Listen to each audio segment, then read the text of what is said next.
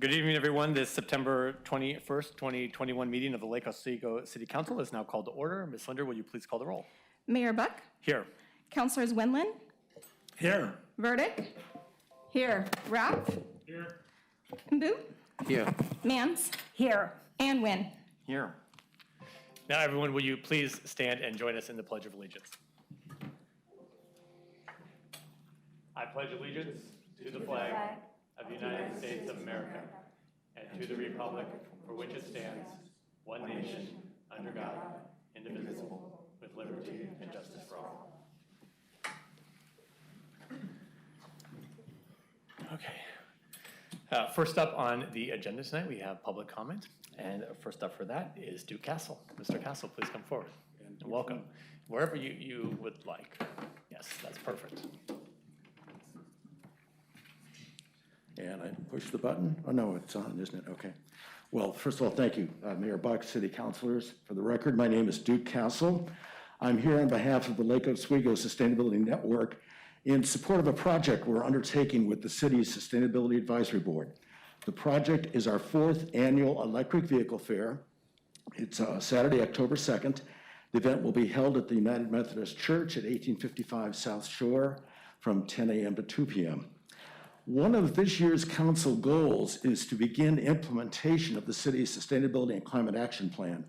Record-breaking temperatures, extended drought, and hazardous smoke from wildfires has shown us that climate change is quite real and that we as Oregonians are not immune from its effects. This is an existential global crisis that will not only get worse, and our grandchildren and children are saying, what are we going to do? Well, one of the best answers locally is to significantly reduce our fossil fuel usage, and what's becoming really clear is that the quickest and most significant way to do that right now is in the transportation sector. That's what our EV fair is addressing. Turns out Lake Oswego is a hotbed of electric vehicle activity. Registrations in Lake Oswego last year grew by more than 50%. We now have 1,570 EVs registered in the city. We now account for almost 5% of all the EVs in the state.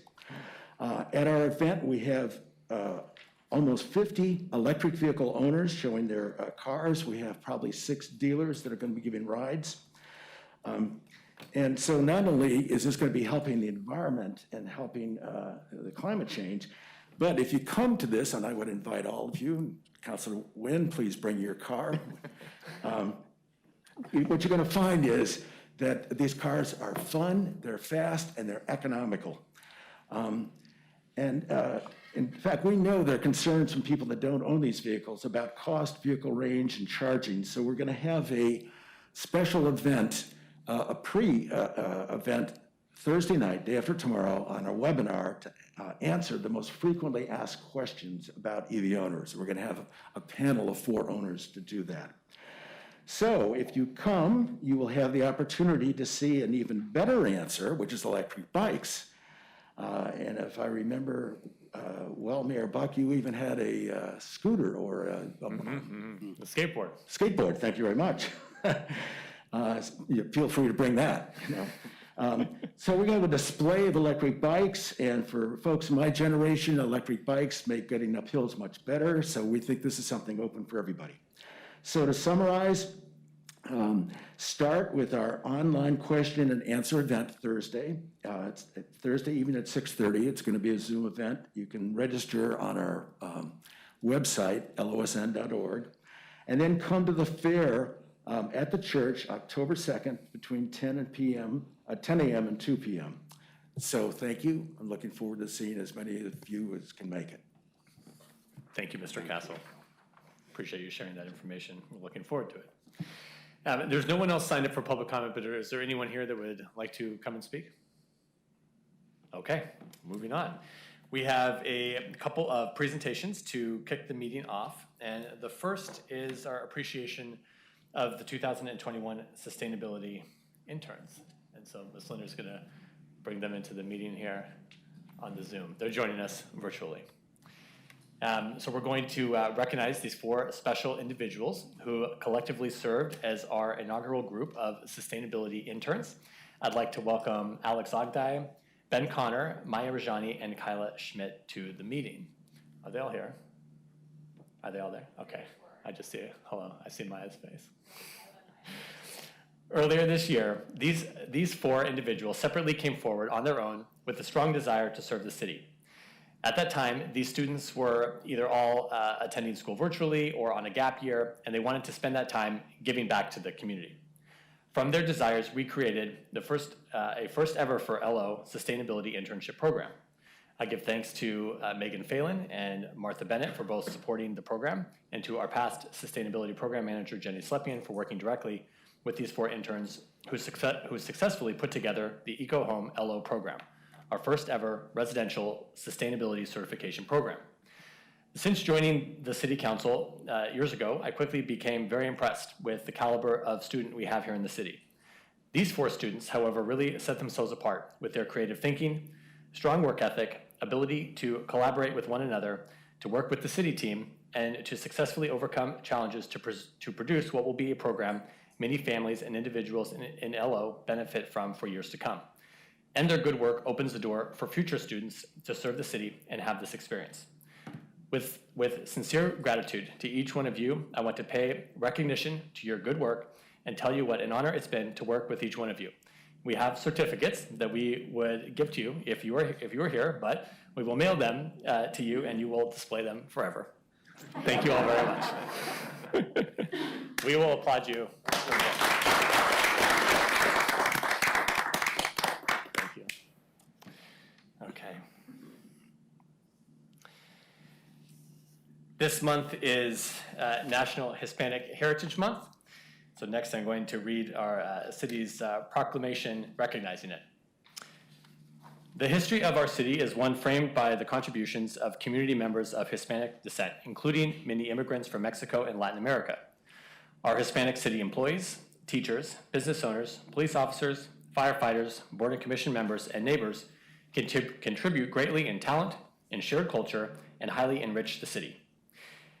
We recognize the plight of children of undocumented immigrants to achieve status in the only country they've ever known, and give thanks to the organizations and advocates locally connecting these residents of our city with the resources they need to receive legal recognition.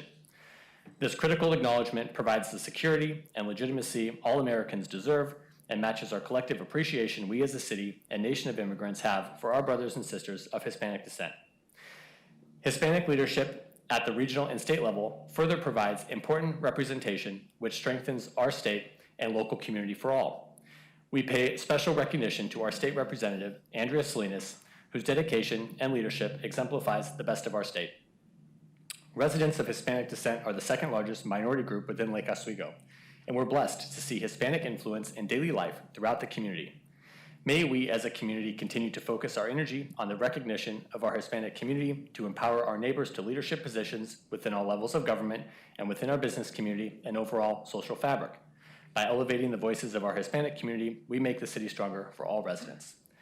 Now therefore be it resolved that we, the Lake Oswego City Council, declare September 15th, 2021 through October 15th, 2021 as Hispanic Heritage Month, and call on all in Lake Oswego to join neighbors in celebrating by participating in activities and programs honoring our Hispanic community members.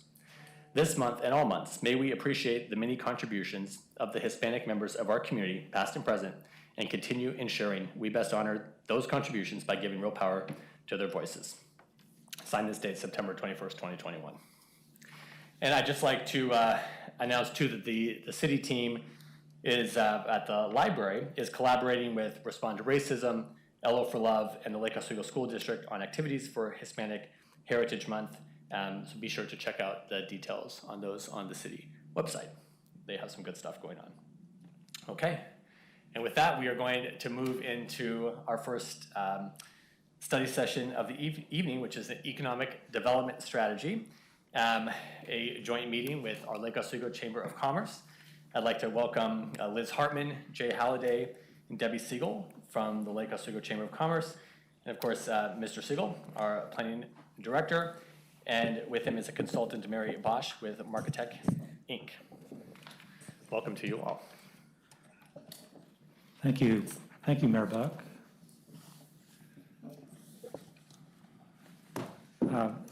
Good afternoon, Mayor, members of the City Council. Scott Siegel, Planning and Building Services Director, and as you heard, Mary Bosch, our consultant, is with us this afternoon, as well as representatives of the chamber. I just wanted to say, introduce the item real briefly here. And then what I'd ask, and I mentioned this to the mayor beforehand, that if we could ask each of you to introduce yourselves, but with a business bent. Maybe speak a little bit to, many of you are business owners or have been business owners and active in the business community. Just say a word about your interest and perhaps your background in business. So this agenda item is a joint study session with the chamber. This is under the council's goal of adopting an economic development strategy and resource plan. Really the driver for that is business investment and job creation. That was the objective that the council established during goal setting. So with that, I'll hand it back to you, Mayor, and if the council members and yourself would please introduce yourselves, and then we'll ask our guests from the chamber to do the same. Okay, well, I guess I'll kick it off. So I've had the honor of, before serving in elective office, serving on the chamber board, also serving as a board member of the Lake Grove Business Association on the other side of town. As many know, I own several restaurants, like Oswego, one down here in Mr. Halliday's building, and two over in Lake Grove, and my family has a long relationship with the chamber and the business community here in LO, and I'll pass it to Councilor Rapp, and we'll go around. My name's Aaron Rapp. I am 7 months, 8 months, 9 months into city council. I am a marketing strategy consultant here in Lake Oswego. Previous to that, I spent 18 years as a marketing executive at Nike. So. Councilor Boop. My name is Masen Boop. I am, as my friend Rap said, we are 8 months into the council. And I am a member of the Chamber of Commerce. I have been a member for the last 10 years. Our business is still there. We attend meeting lately. I have not, but I am a big supporter of the chamber. Thank you. Councilor Mans. Good afternoon, everyone.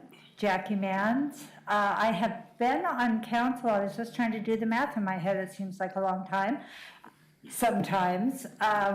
And will be termed out next year, sadly. My background, recently retired, pandemic retired, I called it.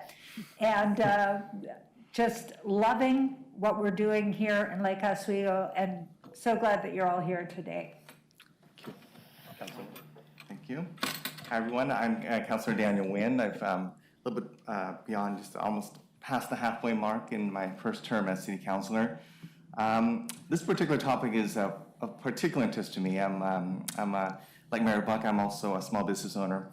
I grew up in a family of small business, my parents, and started a small restaurant as mom and pop many years ago in our hometown. And over the years, we've continued to grow and expand and contract with the different economic conditions. But one of the things that I'm most particular interested in is helping this community basically realize the potential for our economic development. Having been in growing our business here locally in the Portland area, but also in Seattle and also California as well. So particularly interested and very, very much welcome the participation of the chamber in our meeting today. I'm John Wenland. I'm with my fellow councilor Wen. I've been, almost three plus years? Almost 3 years on council. I've been a member of the chamber since, 2007 or something, just for a long time. And I have a business in Portland, which I know the small business mentality and economic development, but I've also grown up in Lake Oswego from long ago, and I think when I moved here in kindergarten, there was 11,000 people here, and now we're at 41,000.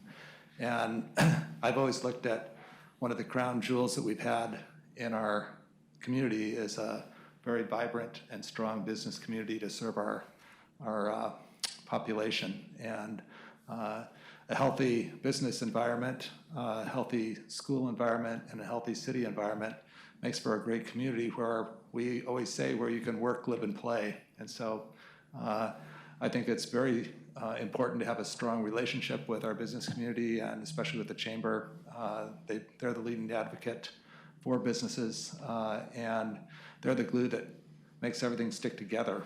And so I'm excited about our conversation today, and I think we need to spend time and effort to make sure Lake Oswego is vibrant in all sectors, including small business and the chamber.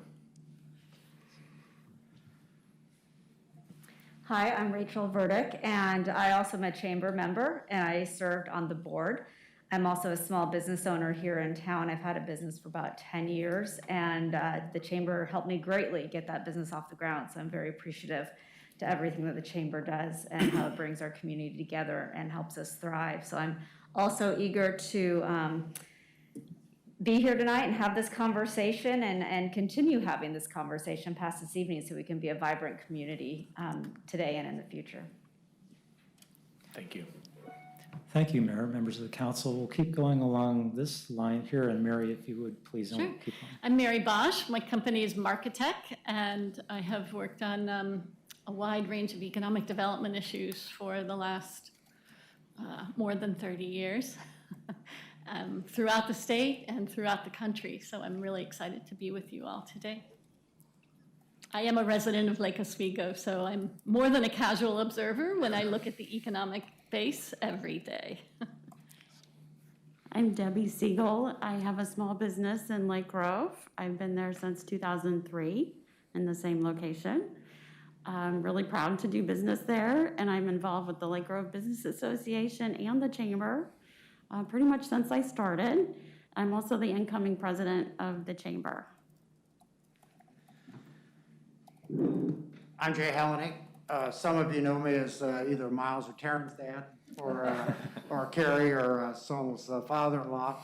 Others know me as the owner of the Beacon Building, and I am the landlord for Iron Light and yes, a small thriving business up there called Lola's.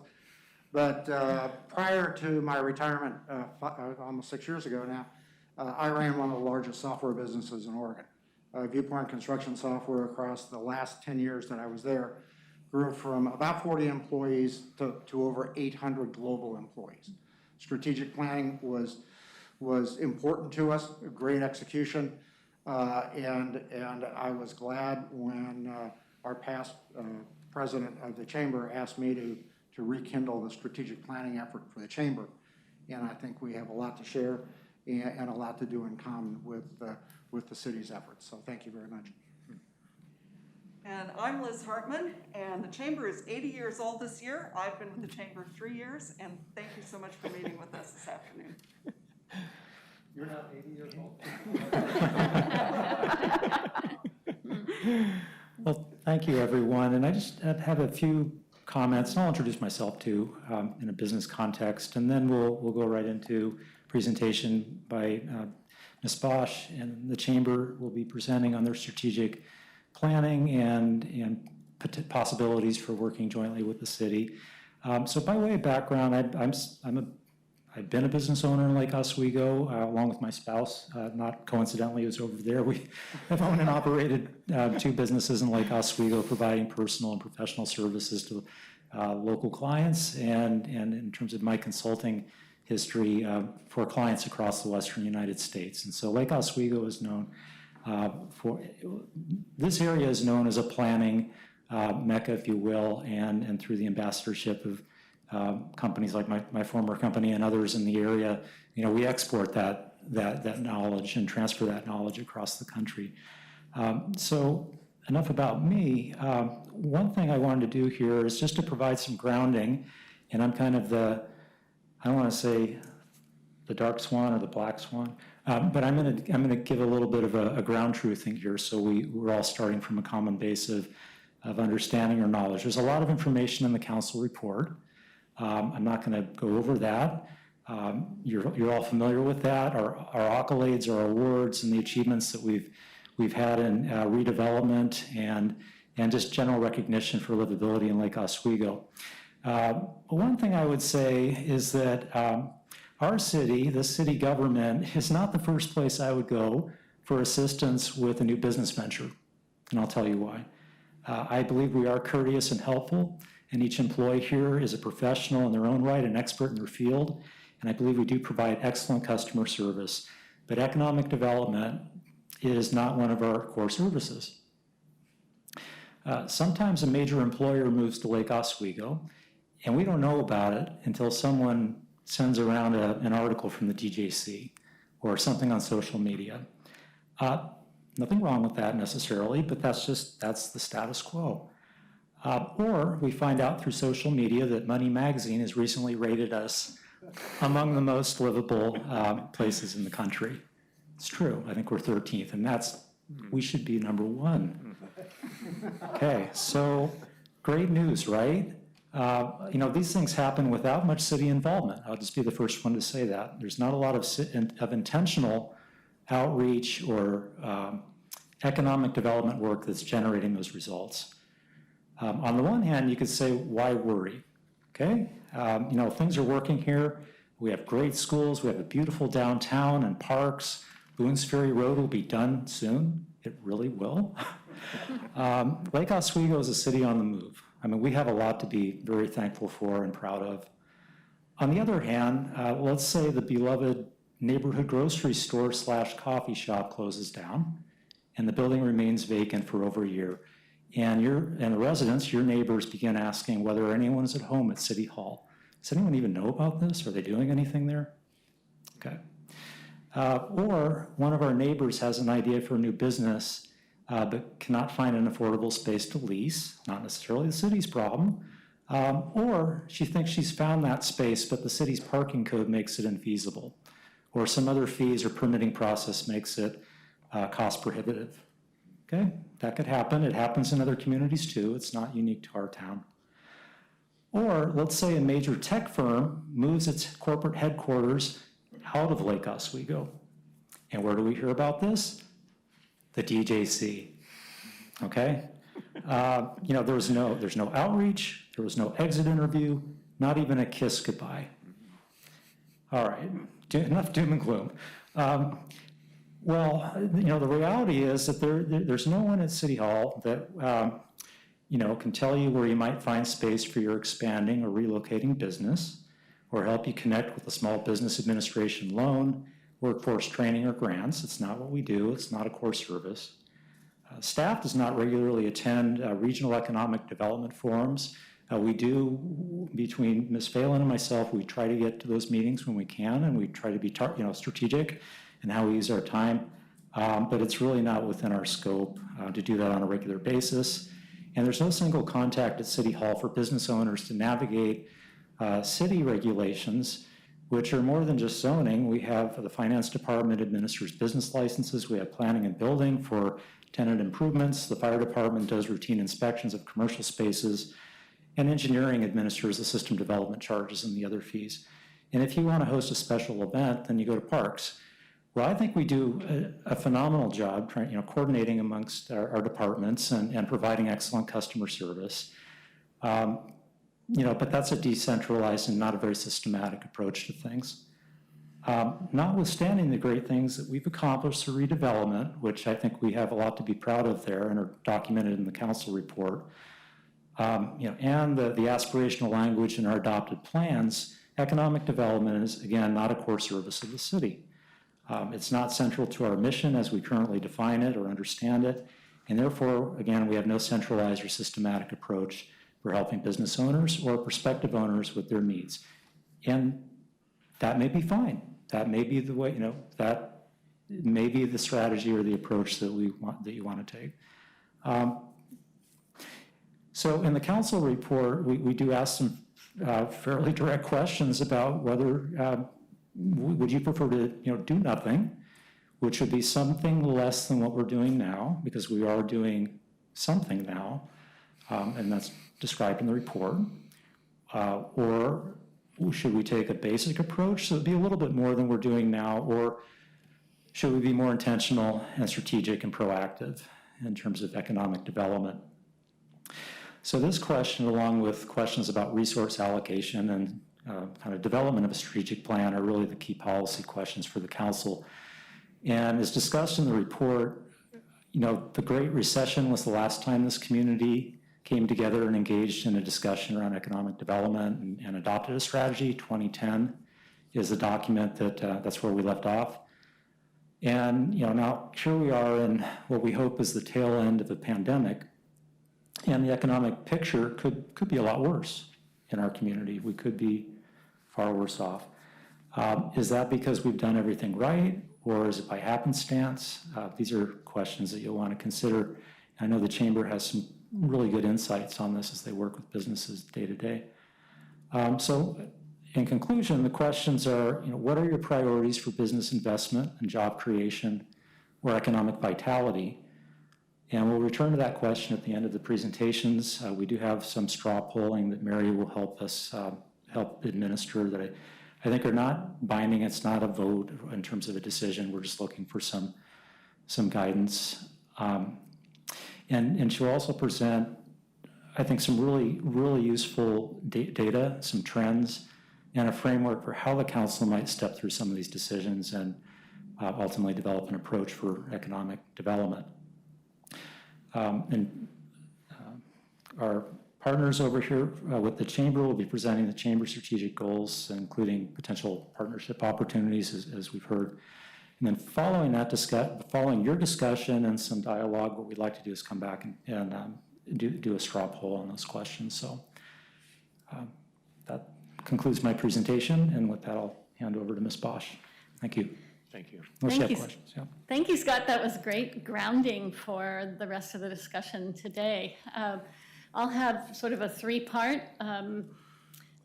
presentation. The first is just a very quick snapshot of the economic base and a quick update on the retail, office, and industrial work that was done last fall. And then we'll begin to sort of look at the economic development ecosystem. How do other communities organize? What are some of the facets, the services, the approaches to economic development in local governments? And lastly, we will I'll share those polling questions, just food for thought, and then we'll come back to those at the end of the discussion to stimulate more discussion. So, thank you. I don't know that I've ever presented to a council that was fully, so embedded with local small business people. So you have an honored perspective, in my view, because always the first source of business, the first source of information, no matter the research question when it comes to the economy, for me and as I urge local governments, is to ask the people who have already invested in the community. And that is each of you that have businesses here. So we'll probably come back to that question. But generally, local economies are not one thing. We know small business and retail get a lot of attention in every community because downtowns and commercial districts are the face of our communities, but local economies are made up of three facets. Traded sector, those companies that are not always industrial, but could be.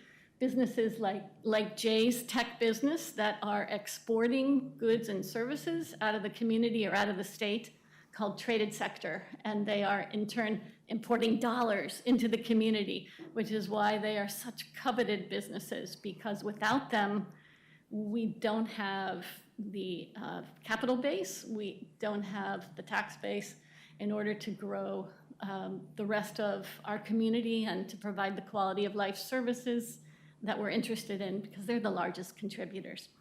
Visitor serving businesses are often tourist related. The easiest example is lodging, of which we have a nice cluster of hotel businesses, and population serving are those mainly convenience-oriented goods and services, from grocery stores to hardware.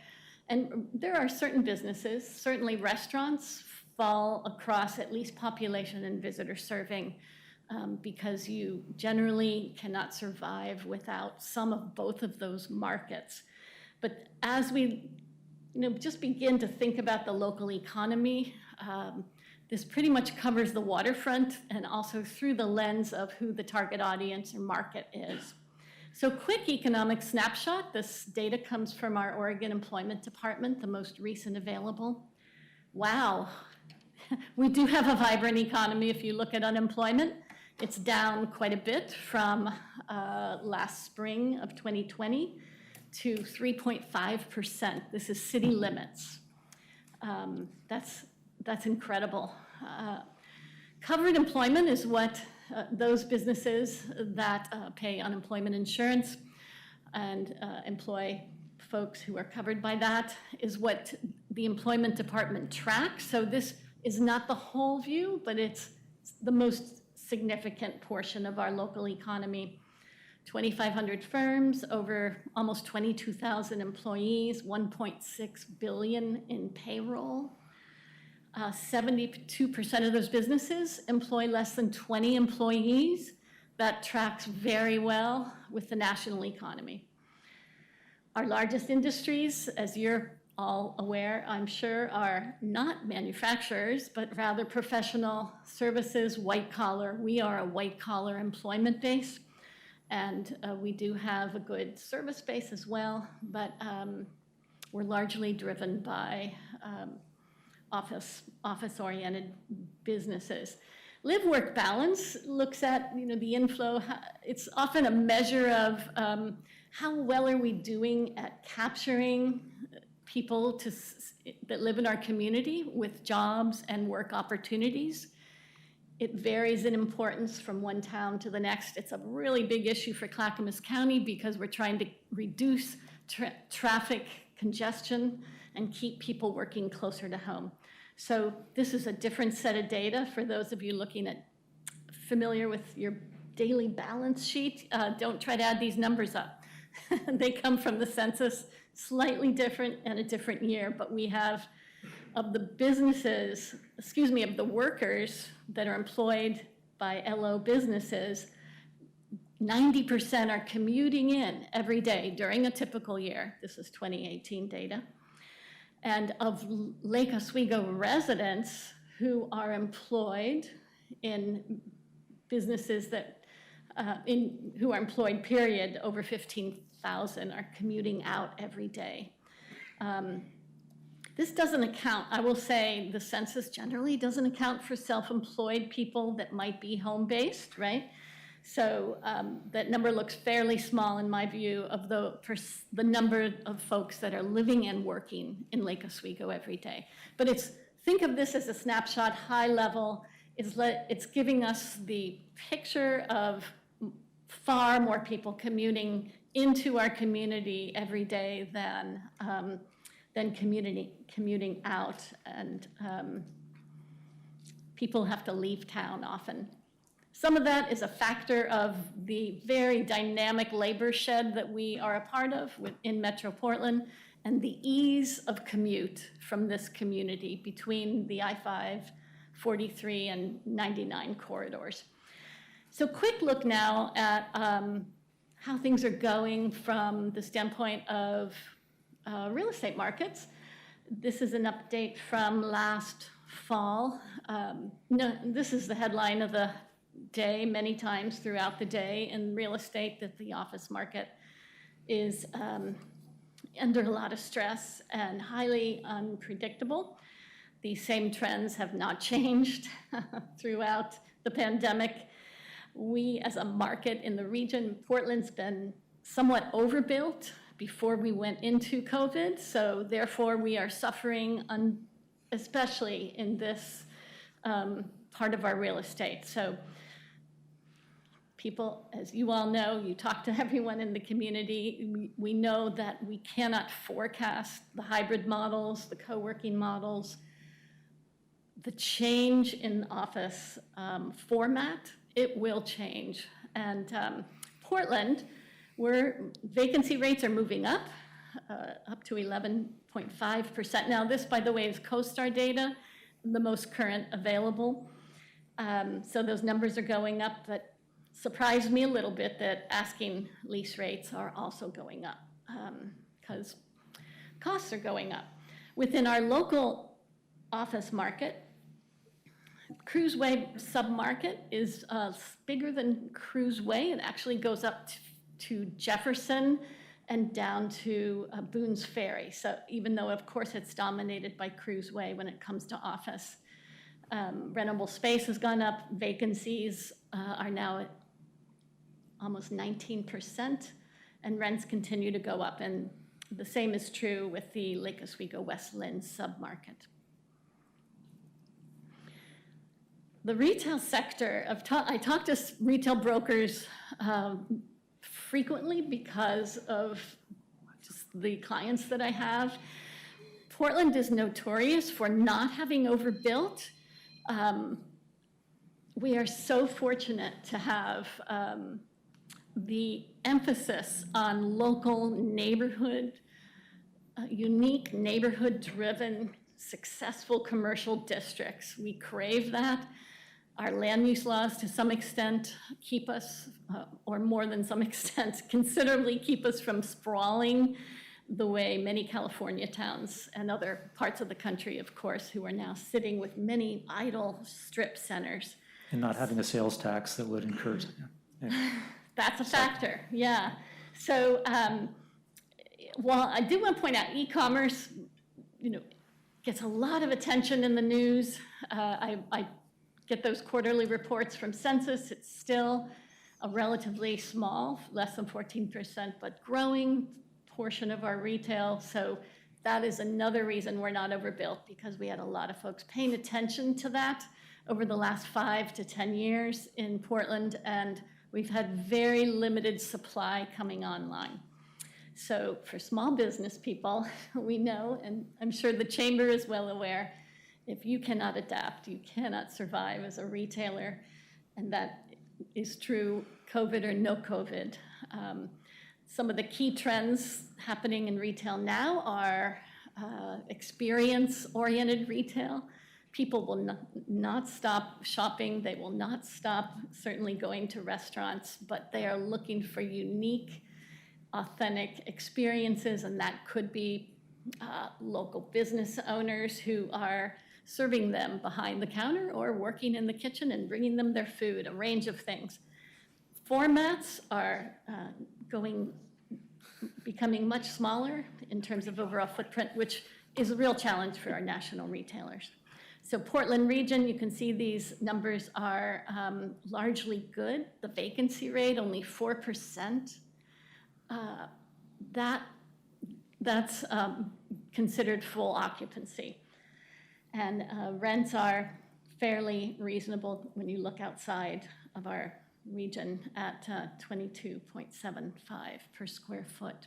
So within our retail sector, I resurveyed all the centers that I looked at last fall, and across the board, the occupancies have gone up, which is fantastic. So today, the Cruiseway submarket has that slightly higher vacancy rate than the rest of the community by virtue of the new supply coming on that have come online there. And rents are solid, and at Lake Oswego West Lynn market at 6%. Vacancy is also very good, it's only slightly higher than historic trends. The properties that are going to have the hardest time are the ones that are larger, like Sur La Table and the old Hannah Anderson still sit vacant, and my forecast is they will have to change their format or arrive at some very creative business solution to fill those spaces. Industrial, for as long as I can remember, the phrase that you see here has been true in the Portland metro market. We have a very tight supply, and only selectively in selective locations do we have ample supply. And those might be, Gresham, within our own county. Canby's always had a good supply, has more supply coming online right now, but by and large, there's anything less than 5% vacancy, that's where we're still at, is very challenging to compete. The Cruiseway, just a reminder, that's the whole submarket again, not just Cruiseway.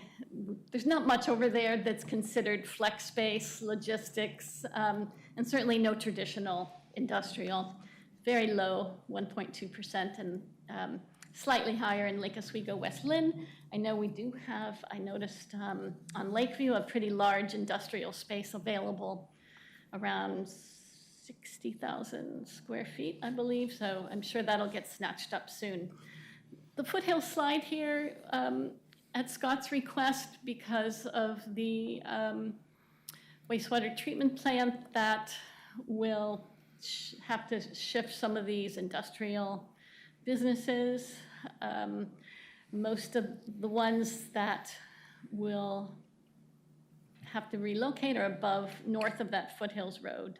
And I think there's 5 or 6 there that you can see: Erickson's, Toklat, Barricada, that's I believe the Skyline Northwest, and the Arbor Pro.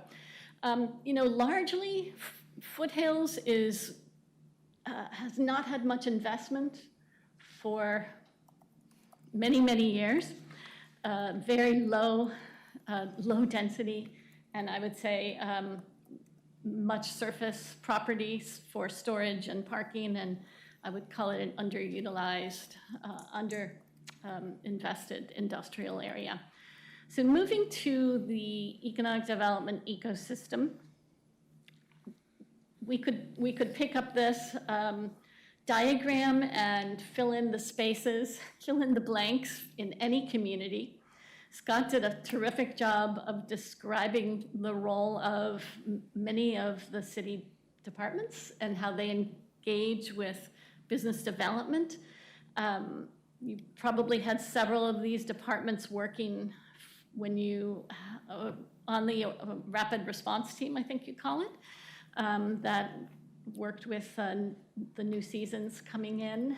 And it's not uncommon for cities to create those cross-department teams in order to provide that excellent customer service.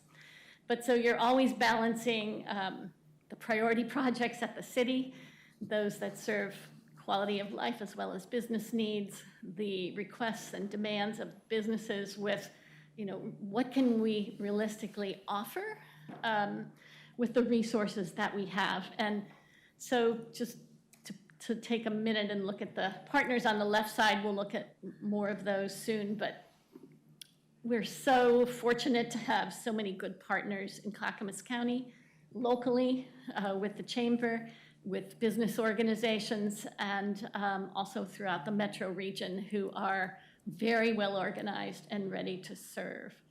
So these traditional roles around economic development leadership on the left side, city government's role, these were excerpted from the National League of Cities. And on the right side, Chambers of Commerce, and these were from a document by the National Chamber of Commerce. So no surprises here. Businesses need locations. Industrial businesses need properties or space, flex space or logistics space. And there is a very specific process here in Oregon through our land use laws that guide cities through economic opportunity studies to figure out how to comply with that economic development goal 9 to provide that land. City government, of course, we're focused on number 2 today. What are your visions, goals, and plan? It's quite common for local governments to focus on retention, expansion, and being that first point of contact in terms of companies that want to broaden their base or locate in the community, and of course, redevelopment.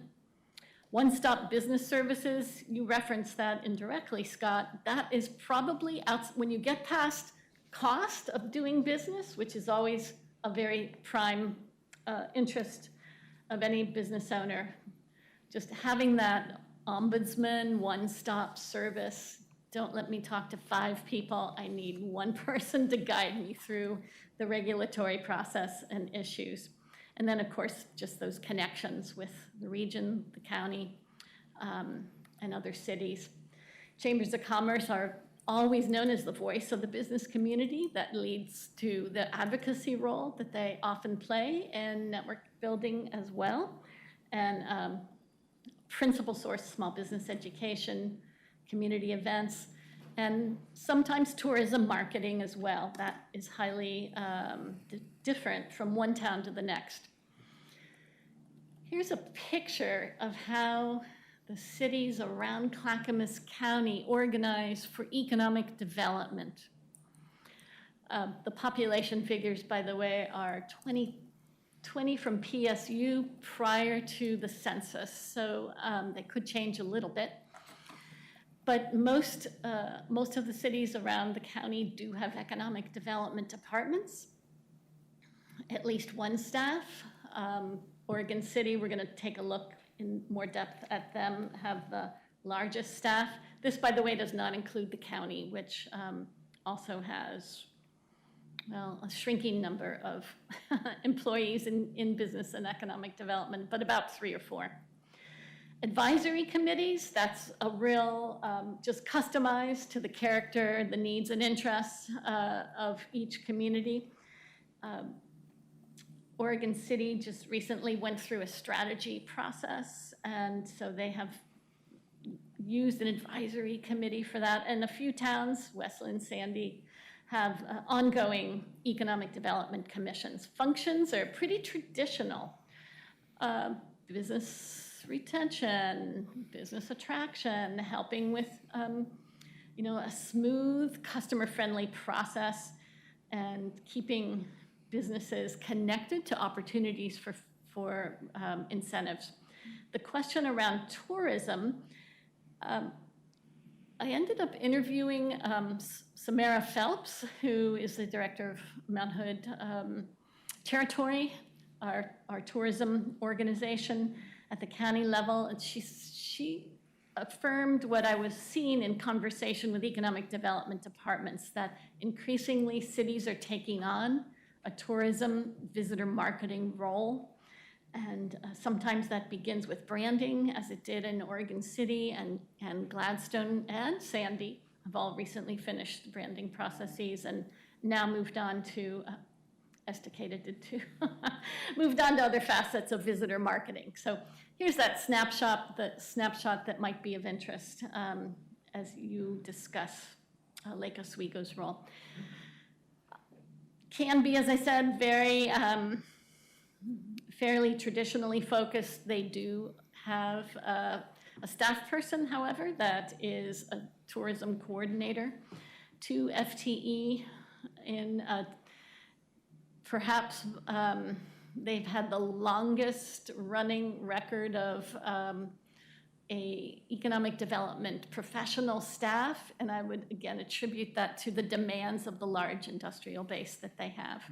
Oregon City is perhaps the most dynamic and creative of all of the communities around the county in terms of the way they are considering economic development. They have 2 new staff members and 3 total, 1 a tourism specialist, and they've really brought fresh eyes to these questions. And recently, the strategy that they are working on presenting shortly to their council will focus on tourism, workforce issues, and childcare. This is, I'm beginning to see that subject creep up in many local governments, because childcare is a critical location factor and expansion factor tied to workforce development, which is of course a stressor for just about all businesses these days. And Wilsonville is also had a full-time staff for a considerable amount of time. They have the Economic Development Department has no direct participation in tourism, but the city does have a tourism promotion committee that they manage, and that is through Parks and Rec. Clackamas County, we're unique in having an business and economic development department. I would say around the state, mostly these at the county level departments exist only in very rural locations.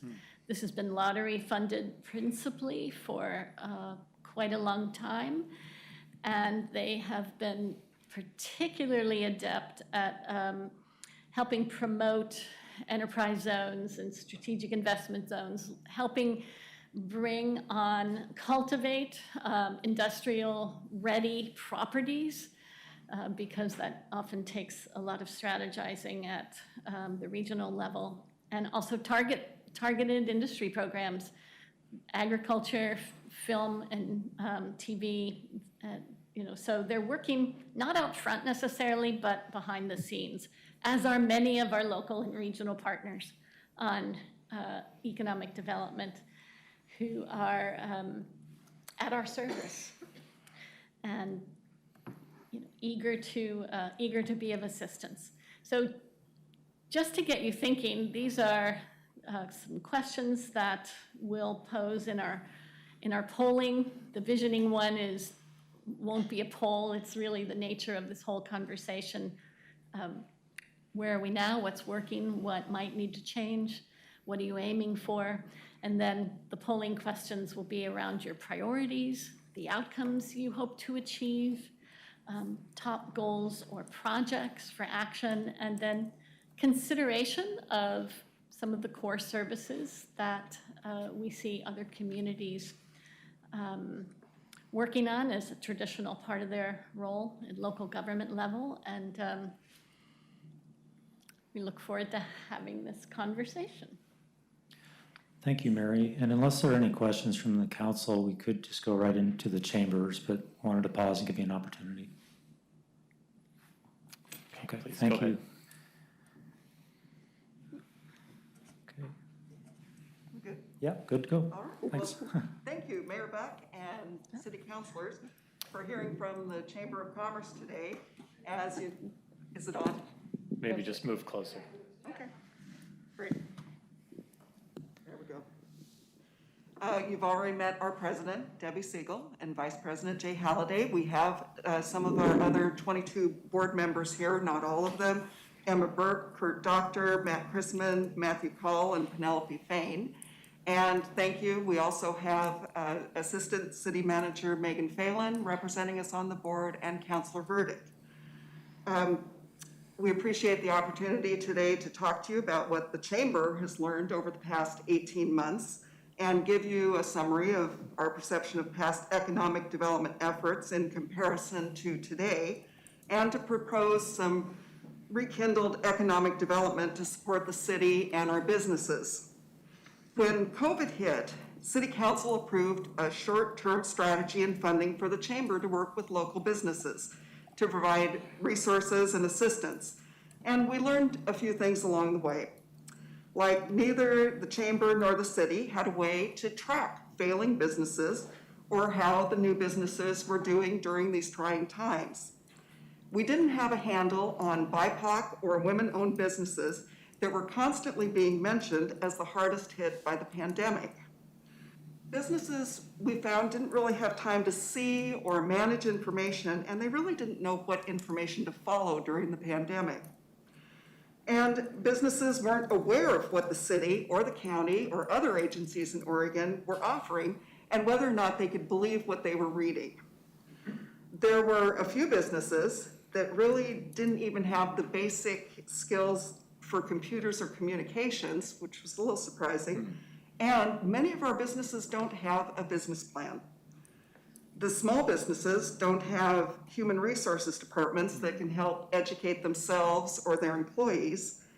And we have some extremely savvy businesses around here who are willing to help and share with our other businesses in times of trouble and in good times. We don't have a comprehensive base of landlord information. And Lake Oswego doesn't have a consistent presence among the agencies and organizations that provide information to our business community.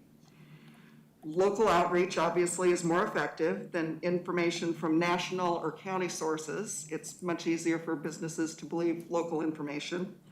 And the businesses do build trust with more outreach, follow-up, and ongoing in-person contact. The businesses that survived or thrived used every resource they could get their hands on during the pandemic. businesses were extremely appreciative of the financial assistance that the city of Lake Oswego provided early on with rent and basics. And while not every single business benefited from the city's programs, they just appreciated that they were able to look for additional opportunities. It gave them a leg up to look for something else. And frankly, there were some businesses that did not get met by any grant programs, whether it was the city or anything else. So the Chamber's been monitoring and dispersing information to licensed businesses and Chamber members on a regular basis from Clackamas County, Clackamas Workforce, Small Business Administration, the Oregon Health Authority, Oregon Business, and the Mount Hood Territory, just to name a few of the resources. We've been thankful to have the opportunity to work alongside the fire department to provide vaccinations to local businesses and their employees, which built a whole new level of confidence among our business community.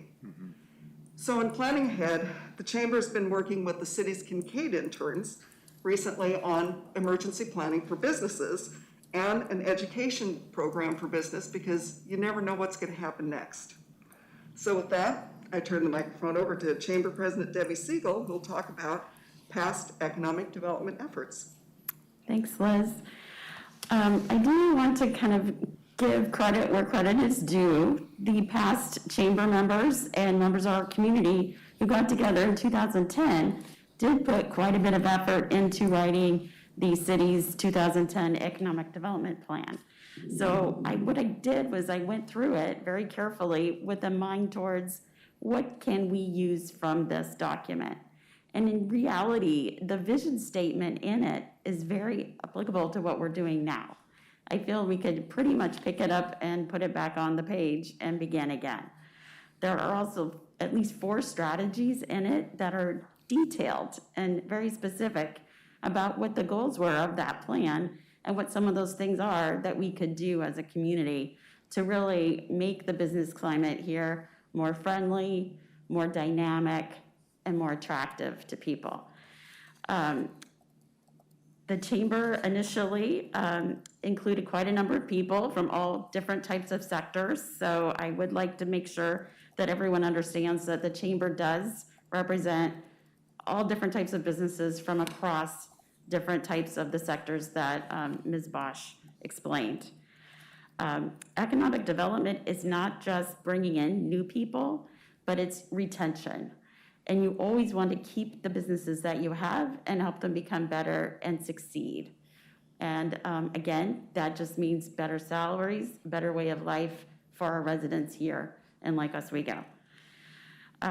Strategy 1 from that plan was developing a marketing and branding strategy for the city, focused on attracting more customers while leveraging existing and new community events. This includes an economic development website and a QR code program that ties into the Chamber's business promotions, the city's events, and those of the community partners. We mean this to be an instant read for visitors and residents and prospective new businesses who are looking for what is happening today or this weekend in Lake Oswego.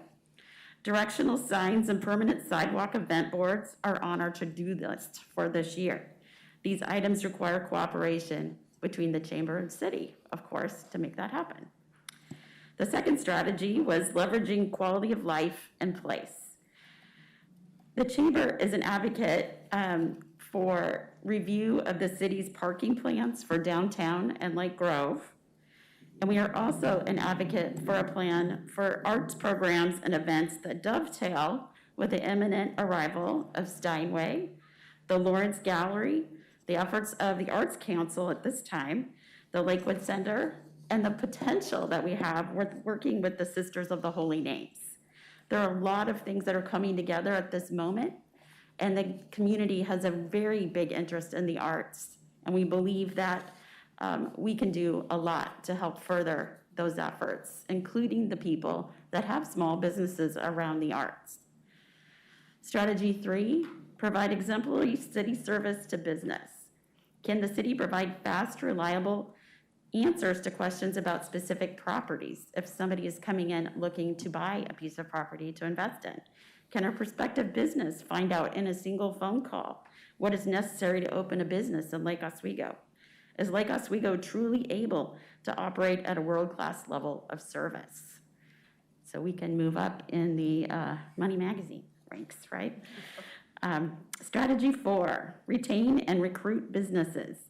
The Chamber is ramping up its outreach efforts as the community is transitioning out of lockdown restrictions. We are really pleased to have Liz Hartman at our Chamber. As a community, we are so lucky that she has managed to help us through the pandemic and this last 18 months. And I'm really pleased to be working with her over the next year as well. She has been attending a myriad of regional economic meetings with a number of the region's partners. And I don't believe that anyone at the city has been attending all of those meetings. So I think the community and the business community in particular owes a debt of thanks for her investment of her time in doing all of that. By sharing resources and networking with the Chamber, we hope that our city and the Chamber can work together to be the resource for business in Lake Oswego. Business incubator spaces were also listed under Strategy 4 of the previous plan, and the Chamber would like to think about implementing such a program here in Lake Oswego. Examples are an industrial type space that can be used for everything from artists to technology. In the arts, the city currently lacks space for work in ceramics, glass, metalsmithing, and sculpture. The Chamber's gathering a list of needs in our food and beverage sectors and other business groups that could use incubator space. Does Lake Oswego have the infrastructure in place to serve a growing population in such a way that preserves our special quality of life? How will an increase in traffic and people be managed?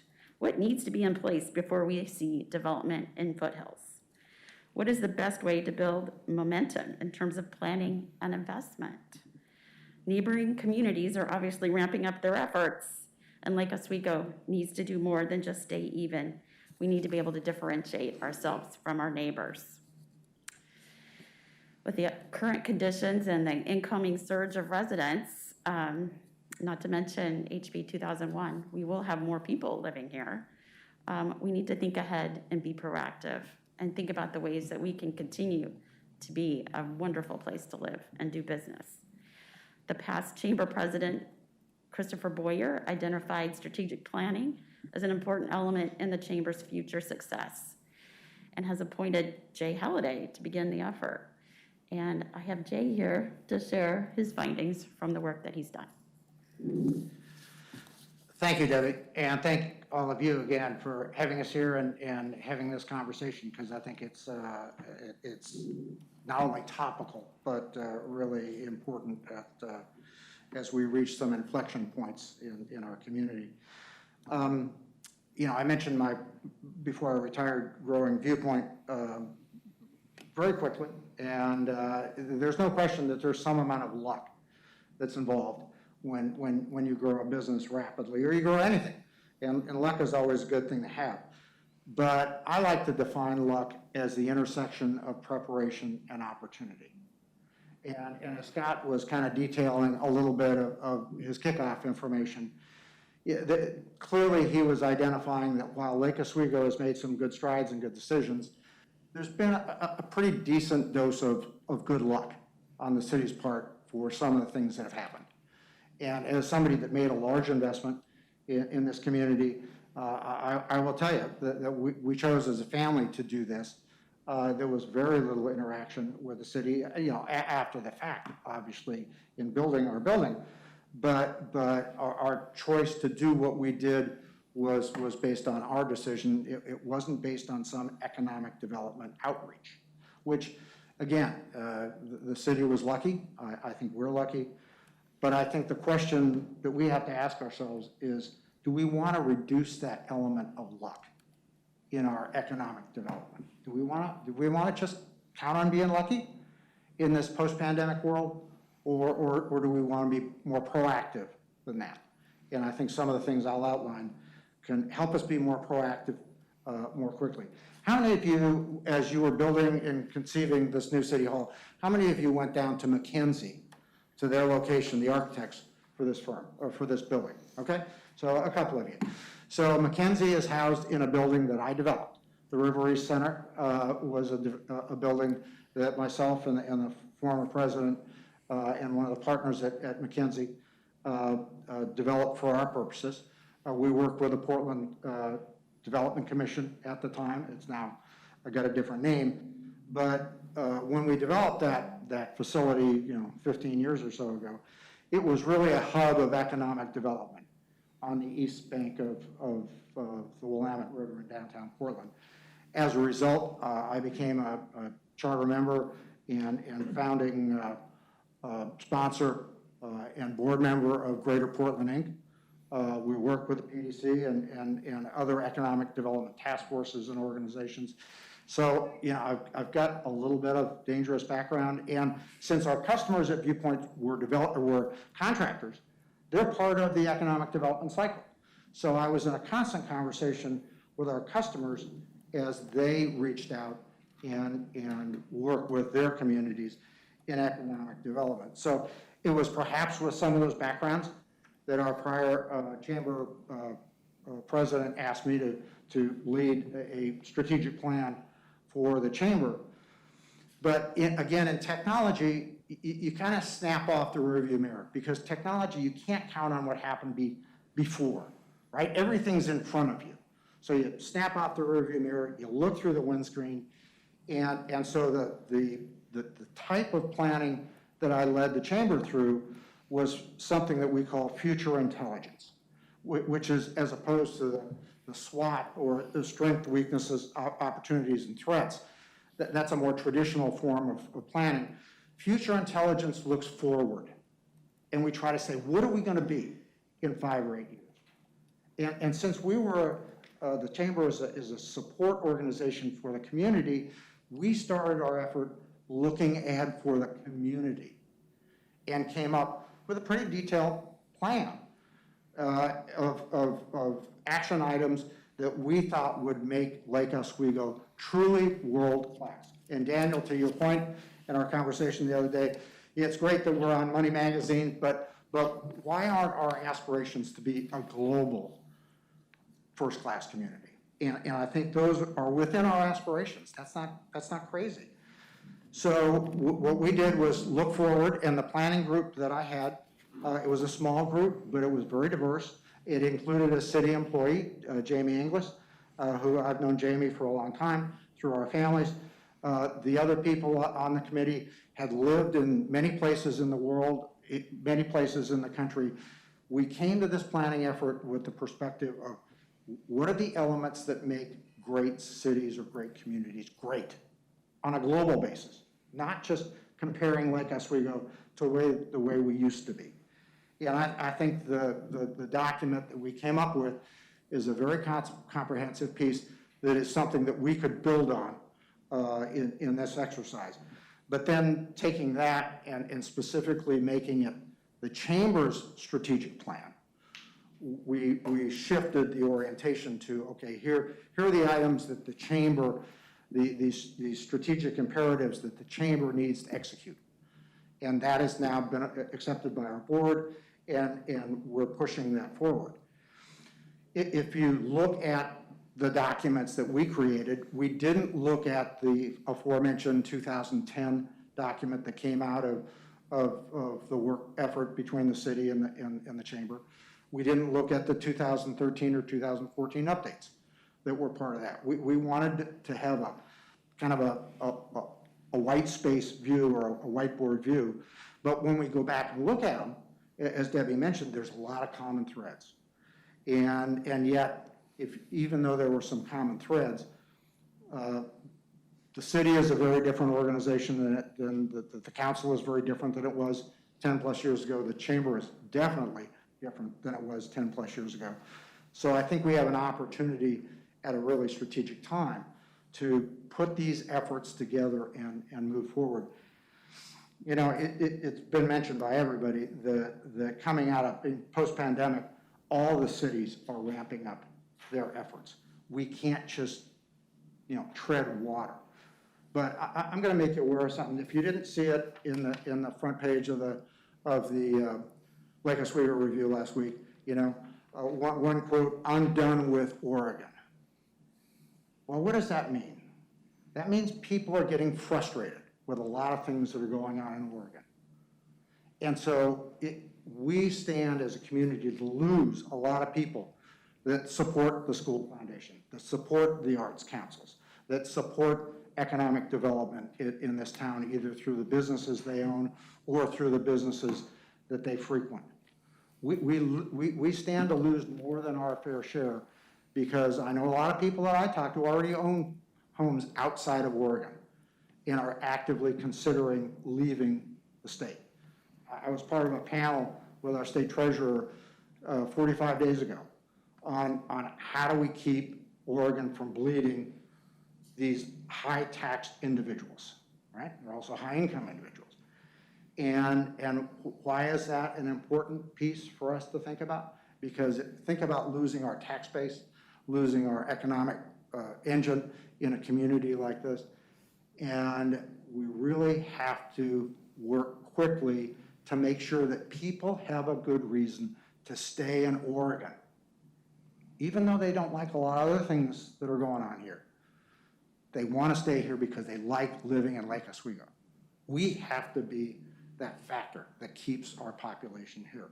I don't want to be, to use Scott's term, I don't want to throw a lot of shade on stuff, because Oregon can be a great place to live. But we all know the realities of that right now. So that's why I think we need to move quickly. And we really, I think going back and boiling the ocean again, to have another task force and to have more meetings about this stuff, this can be far more focused based on the work we've done and the talent that has already started thinking about this. So with that in mind, well, one thing I should mention, the city needs to get, the community, not just the city, needs to get ready for one of its biggest economic development opportunities in many decades, with the potential redevelopment of the Foothills District. I mean, that's a real opportunity for the city of Lake Oswego and for the community. And we need to be ready for that. We need to have momentum. So with all that in mind, the chamber came up with 8 bullet points that we thought were things that we could move very quickly with and work with the city. One was a marketing plan, working between the chamber and the city council and city staff to develop the branding that's been talked about and those marketing packages that we think are really vital. Developing an economic development plan, both for retention and education, communication, and enhancing, incorporating the current chamber business resource center that have been built out during the pandemic, extending those. Developing business incubators, which gives those opportunities for aspiring entrepreneurs to start and build their business here in Lake Oswego. We have lots of models that are available to us to take that forward. Develop, many of you and some of you are graduates of Leadership Lake Oswego, developing a twin program where we're developing a build your business better. I hate to use that term, but it's politically correct now, I guess. But to make local businesses more efficient, more successful, building on tried and true mechanisms that other businesses around town are actively engaged in today. 5th, working on some community communication systems. Debbie just mentioned that with a QR-based system around the city that can help people understand what's going on. Parking, transportation, employment decisions. These are things that are critical to businesses of all sizes, but especially smaller businesses. Establishing baselines for current economic development indicators of success so that we can measure ourselves and we understand how businesses are either succeeding or failing and how we can make more of them succeed. Being the participant in regional business development organizations. And while, yes, they are our partners, having been a member of Greater Portland, Inc., I can tell you that if you're not there, they're not going to think about you. And you need to be present, both physically and mentally, and you need to be active participants, or you're not going to get the benefit of the dues you're paying them. So it's just, some experience of my own. And finally, being that important first contact point for people that are looking for information about the city. Yes, it'd be great if the city had that in its DNA right now, but it doesn't. So how do we do it quicker?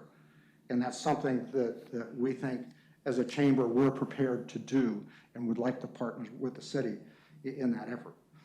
So kind of summarizing, Liz Hartman pointed out some of the lessons learned over the last 18 months, and they're really good lessons.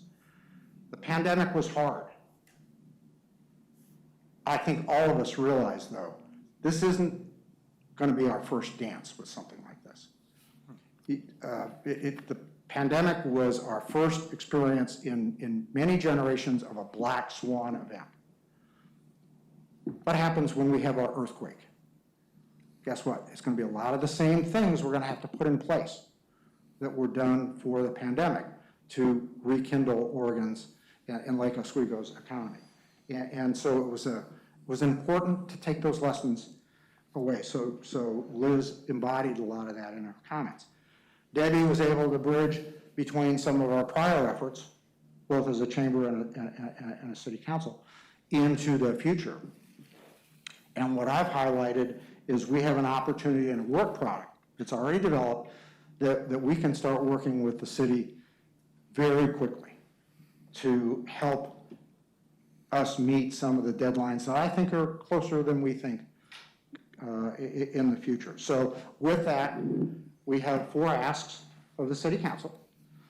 One is that the city council express a greater understanding of economic development and actively work with the Chamber of Commerce to market and brand Lake Oswego. And a great place to live, work, and play, that's not a brand. It's a great slogan, but that's not a brand. And if we don't have a brand as a city, you know, because you were in marketing, if you don't develop your own brand, somebody else will for you. So we need to be proactive about that. Number 2, agreement that the city council and the city manager and staff are committed to initiate near-term regular meetings with members of the chamber to pursue economic development efforts to retain, recruit, and strengthen local businesses. Third, that the city of Lake Oswego works with the Chamber of Commerce in updating and documenting its economic development plan before year-end 2021. And that fourth, the city will return to budgeting for economic development and contractually based outsourcing to the Chamber of Commerce as a line item in that budget. So those are our 4 asks. I've got a page that we can provide a lot of this information in email to the city council after this meeting, and it can become part of the public record.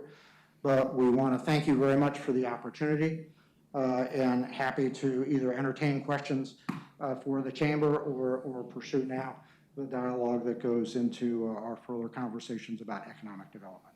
So, thank you, Mayor and Council. Thank you. Thank you. And Mayor, just a quick time check. So it's 20 after 4, and we understand, we appreciate you have other business on the agenda today. What time would you like to wrap up discussion and have Ms. Bosch administer the polling? We have about another 20 minutes. Okay. Okay, is that good? Thank you. Discussion. Thank you.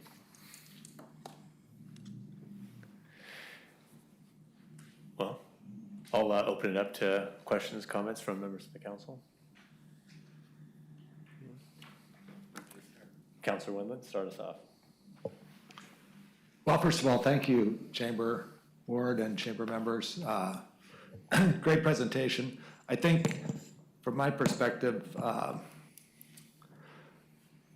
part of it is after you read all the statistics, Lake Oswego's doing pretty good for what we're doing. And so is that by default or luck? And I agree with Jay that we've had a little bit of both. I think the big picture for me is we do need a stronger partnership with all of our groups in Lake Oswego to make the brand better. And I've been a big advocate of building the Lake Oswego brand for a long time. And with that, we need to be intentional about doing it. And I'm not sure, we won't get into the details yet on how you fund that and all that type of thing. But I think Director Siegel, in his report, gave us a little push, or maybe hit us with a brick over our head, maybe, which would be more appropriately said, on steps that we can take and probably should take. I'm not sure the old model was perfect or was right. I do think we need to be looking forward to create a new model of the spirit of cooperation and the spirit of what I would call having a development head in our mindset. I do like the idea of what you talked about in the retention of businesses. And that's something that we need all of our businesses to be healthy, because if we have a bunch of turnover, we're just spinning. And I think we do have opportunities. The one thing that I would like to see out of all this is the business statistics, and how we get a better measurement with how we're doing, meaning that, not just when I read the chamber newsletter or whatever, it's always exciting to see new chamber members and new businesses opening, and there's a ribbon cutting ceremony.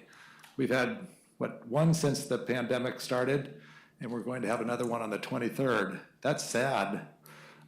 It's also, maybe people aren't having ribbon cutting ceremonies, but we should be having them more often. And I think we need to kickstart some of that recognition. But we need to know how many businesses are actually working and leaving Lake Oswego, coming to Lake Oswego, how many people are employed. I was a little surprised that there was 1,900 government workers on one of your slide in Lake Oswego. I mean, we have 300, 400. I'm guessing it's the school district. Yes. I'm guessing it's the school district. Well, the school district has about 750. Plus 350 here. I think it probably does add up. Yeah, Okay, and but I know that's like there's a 900 differential, and I don't see a big institutional building. But anyway, that's just beside the point. But I do think, from a number standpoint, I really loved having some data to say, where are we? What are we doing? Where's the barometer? What are the metrics that we should be measuring ourselves on? So we can start this whole strategy thing, but we need to have a baseline metric to say, what are we going to accomplish with it? And then I think you articulated what you need from the city, which I appreciate, specific asks instead of just philosophical feel-good moments. So I think the city council really needs to consider that. And I would love to have more meetings where we can just get together and talk and brainstorm and figure out solutions. And I'd be more than happy to sit on any subcommittees or whatever. Thank you, Councilor Wendland. Councilor Mance?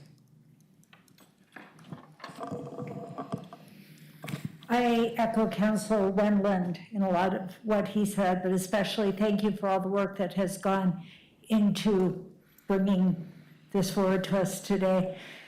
Back when I was on the Oregon Tourism Commission back in the day, we started a rural tourism 101 because our rural communities were floundering. And we gave them the basics of how to promote their city.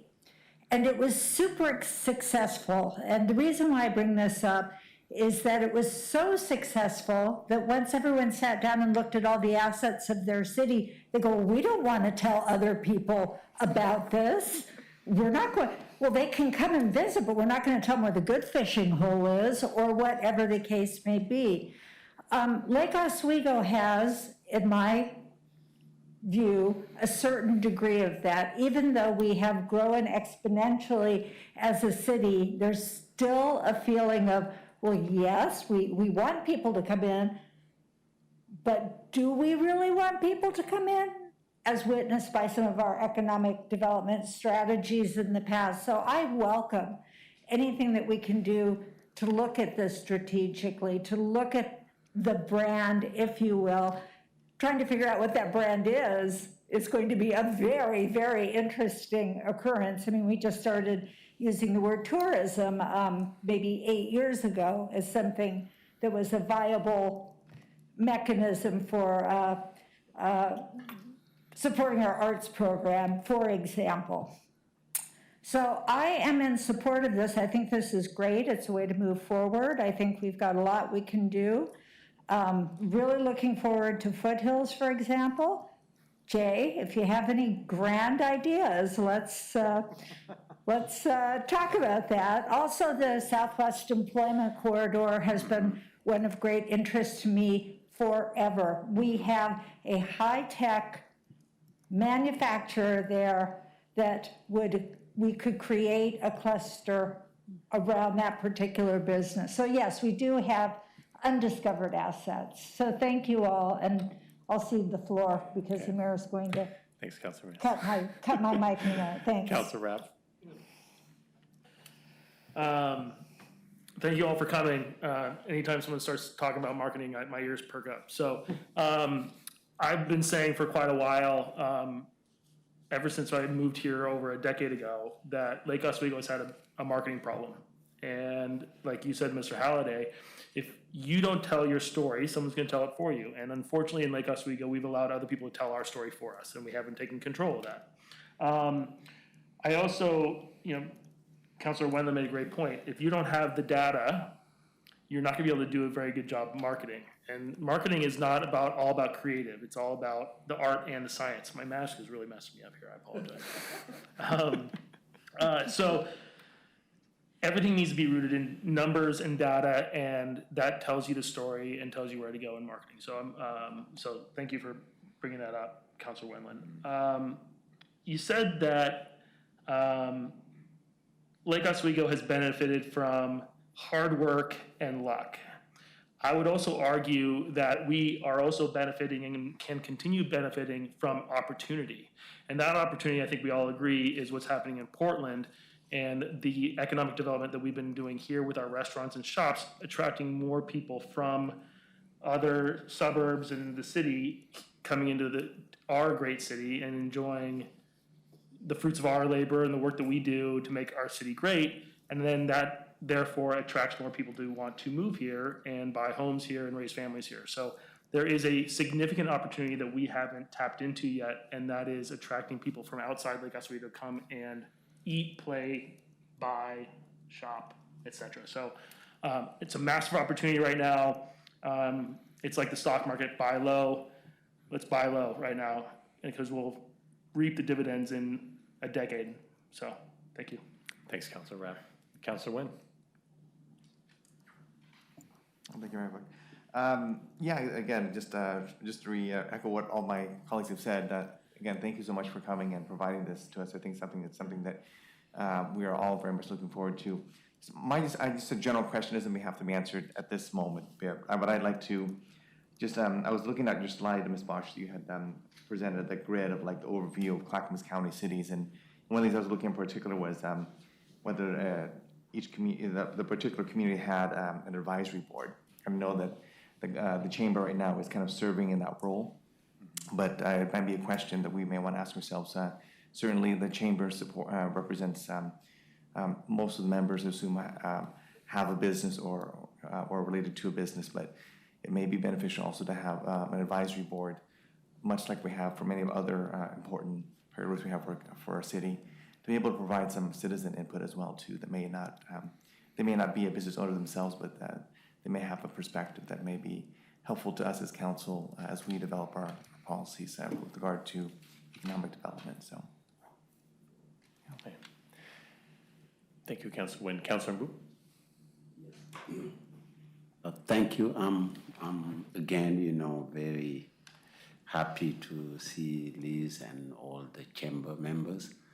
I think I'm very happy that you mentioned the problem that small businesses are encountering in Lake Oswego.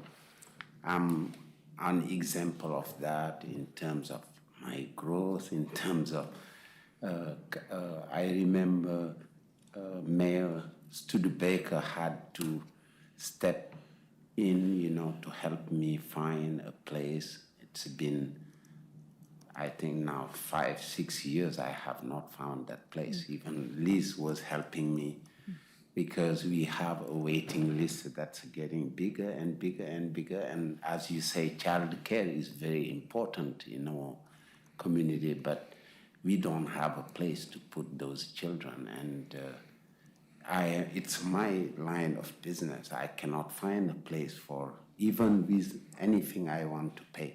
And I'm sure there are businesses that are encountering some as the same pain as my pain. So it's part of the problem in Lake Oswego. And also, I'm very glad that the city has, that a kind of work, a plan they have to help businesses. It's very important. And this is the city manager, some member of the chamber, the assistant city manager who are helping, and the planning department.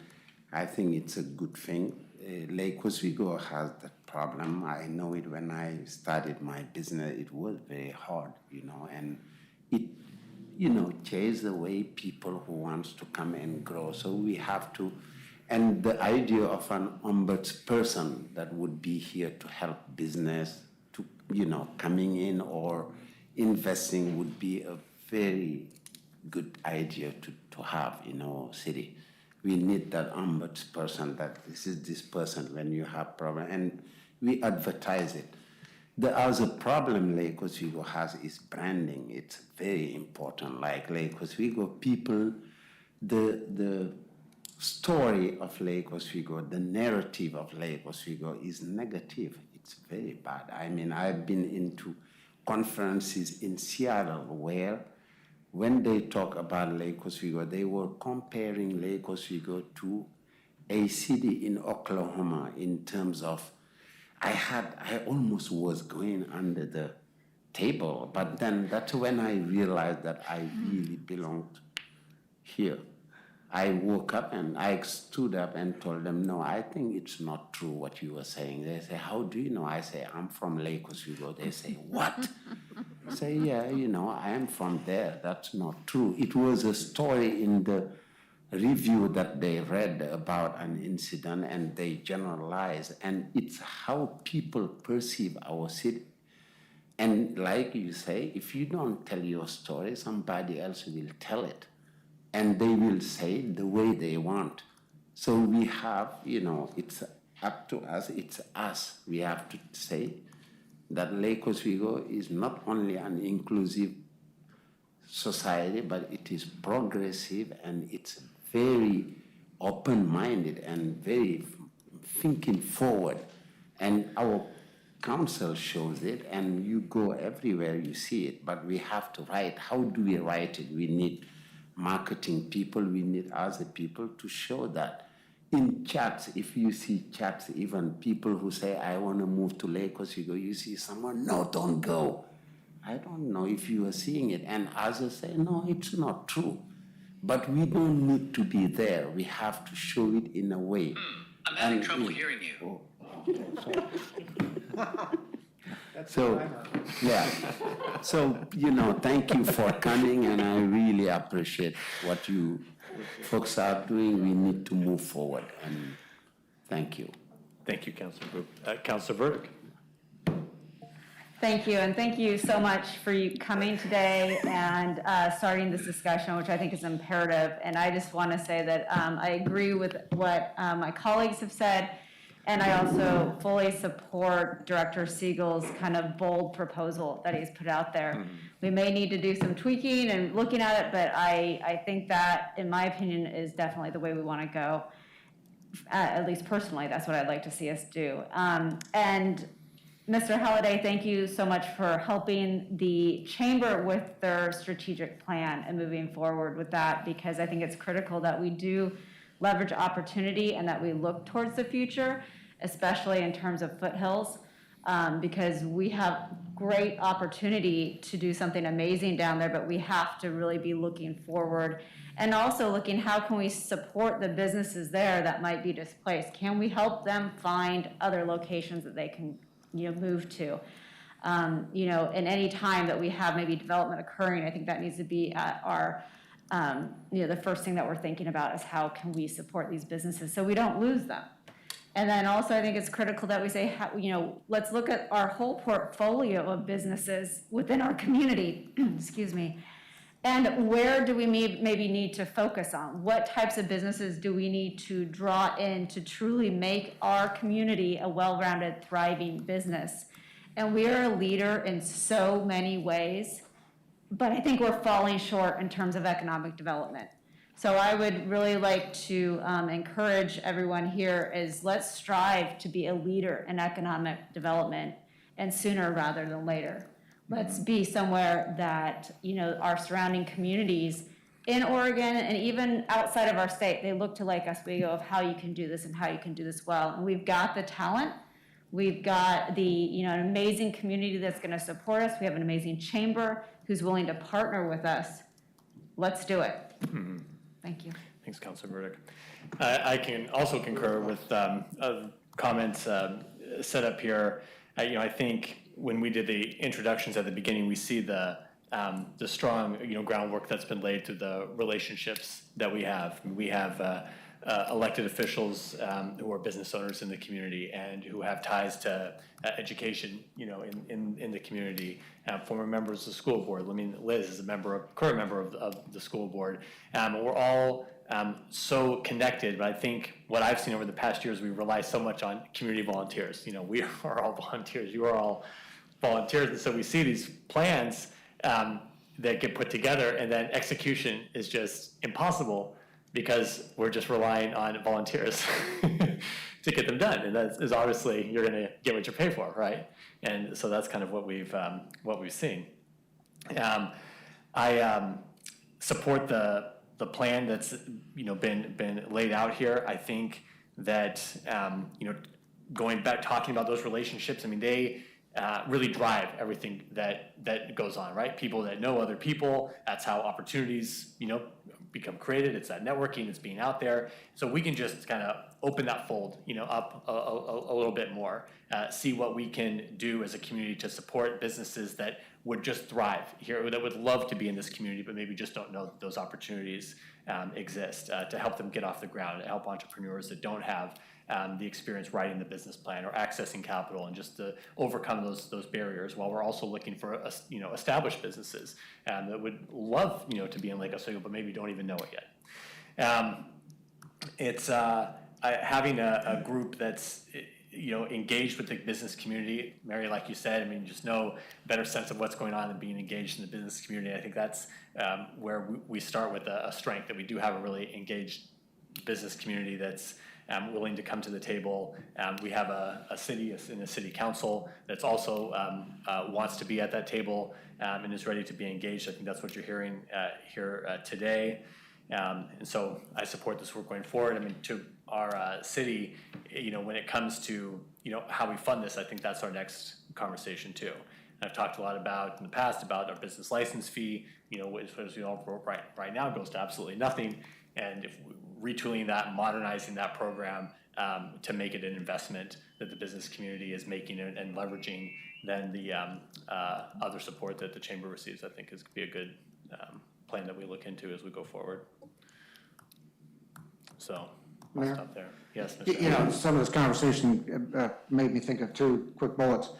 When I was running Viewpoint and over our growth, obviously we were adding executives, senior managers into our business. And I always took time to talk about where I live and the fact that our 4 children went to world-class universities, public schools in Lake Oswego, and I was really selling that brand.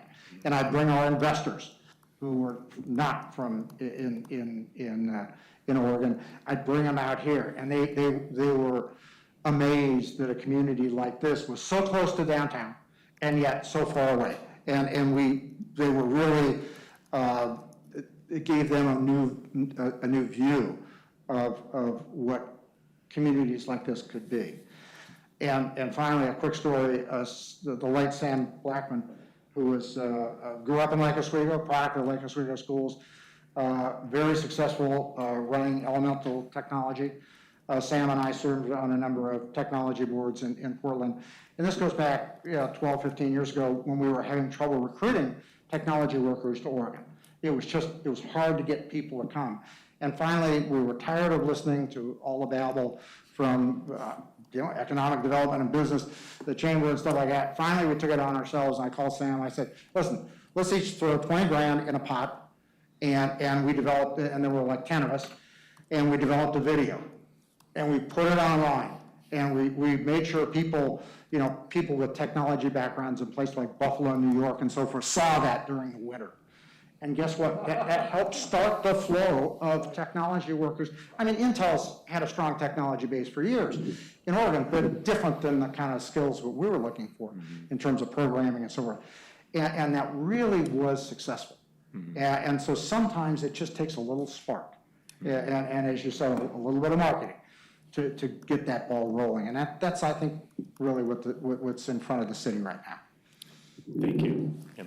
So, Mary. Do we have time for? Yes, let's do it. Will we have more conversation about this as far as that? Actually, I'm thinking, I'm sorry, I don't mean to interrupt, but I actually think, I'm going to look at Mr. Siegel. I actually think we may want to come back because I think I think this discussion that these questions are going to stimulate is going to take more than half an hour, I'm guessing. And I'm just concerned about the rest of your agenda and a little event that might be taking place outside.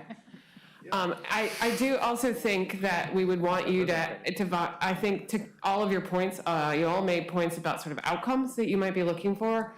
I think we want to wrap some thoughts around what are the outcomes that you might look for before.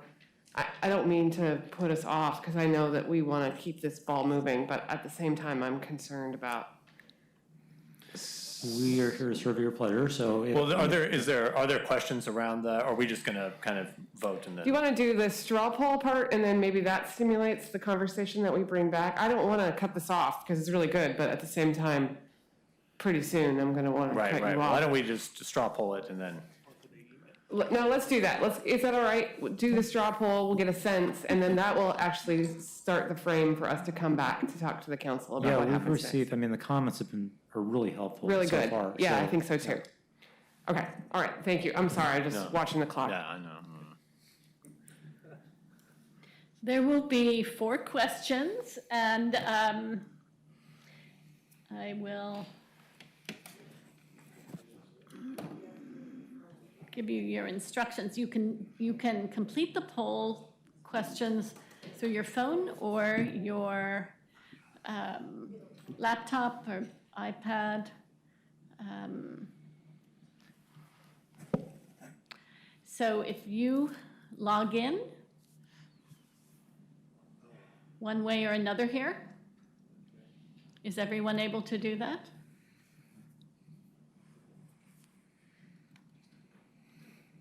There's a little technology hurdle.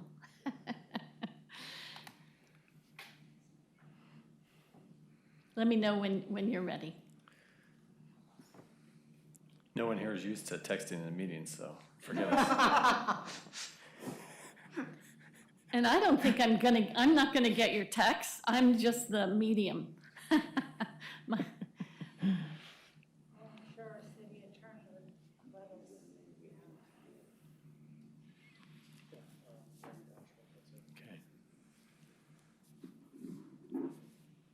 Do we have to put our real names on?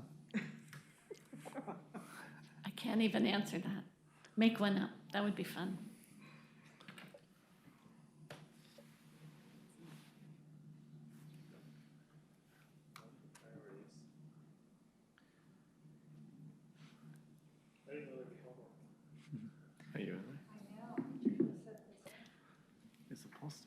So if we're at the, what are the priorities for the city's economic development work question? That's the first one that we do? Are you logged in? Yeah. Yes. Okay, is everyone logged in? I don't think so. Well. I gotta install it. No.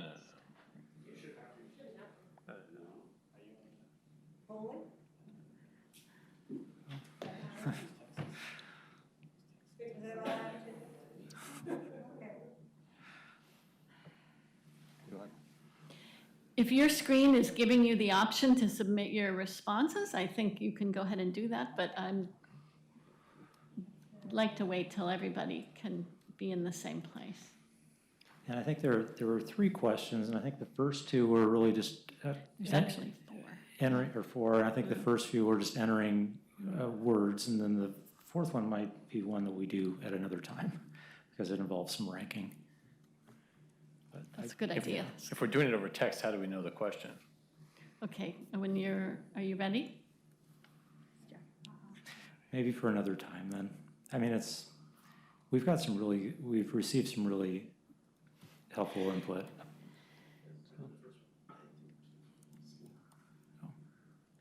Well, here's a thought, just in the interest of time, is I can quickly show you the questions again. Okay. And make a note. Okay. Know that we're going to come back to them at another time. And that way we won't feel the stress of, exactly.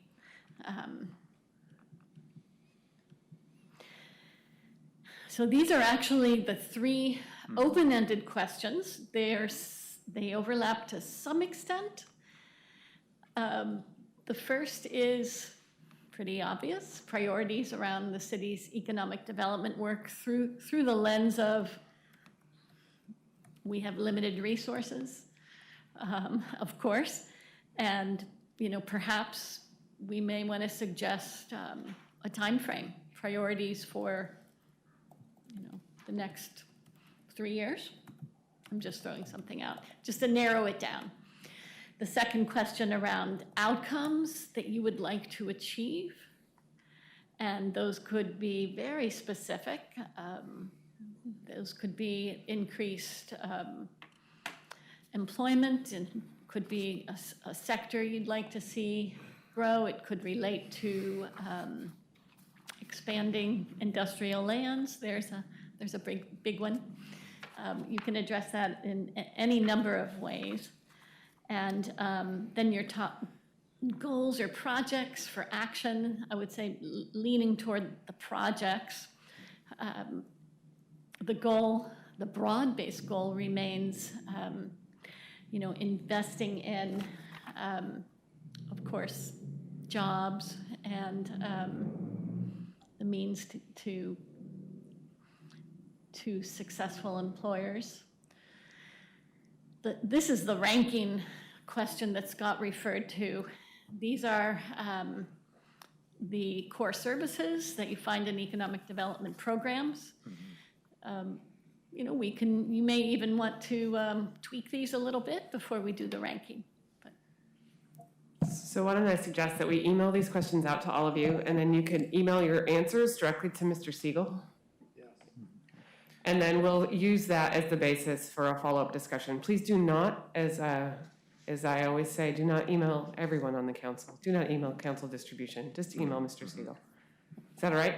Yeah, and we can provide, following up on the meeting, we can provide these questions in a format that you don't have to go online to find. Yeah. Perfect. Okay. Thank you. Sorry for the technology glitch. So thank you all very much. We really appreciate you being here, presentation, for the partnership. Thank you. Thank you. Look forward to moving forward with it. Well done.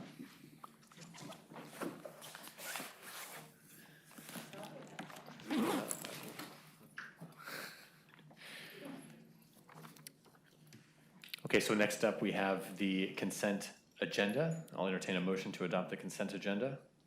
Move to adopt the consent agenda. Second, Councilor Raff. Is there any discussion? Okay, all those in favor of adopting the consent agenda, say aye. Aye. Aye. Any opposed? All right, thank you very much. And next, we have the update on the Lake Oswego Recreation and Aquatic Center. Joining us is Parks and Rec Director Ivan Anderholm. Welcome. Thank you. Good afternoon, Mayor and Council. Ivan Anderholm, Parks and Recreation Director. I'm going to go through just a brief update on the Recreation and Aquatic Center project. I have a brief PowerPoint, and in that PowerPoint, I'm going to make reference to 2 action items that are following my presentation.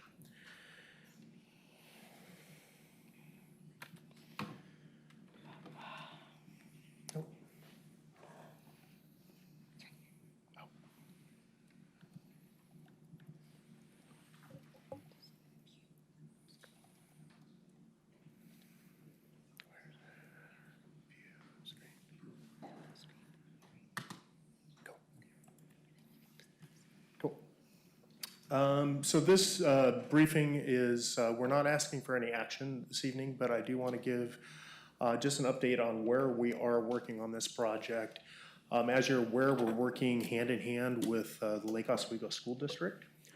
The district and the city are both committed to this project and have been working tirelessly with our architectural firm, Scott Edwards Architecture, out of Portland, and we are moving through design development based on the recommended design that we brought to you back in June of this year. So we're progressing pretty nicely. I don't have a whole bunch more other than a few slides to show you on how it is lining up.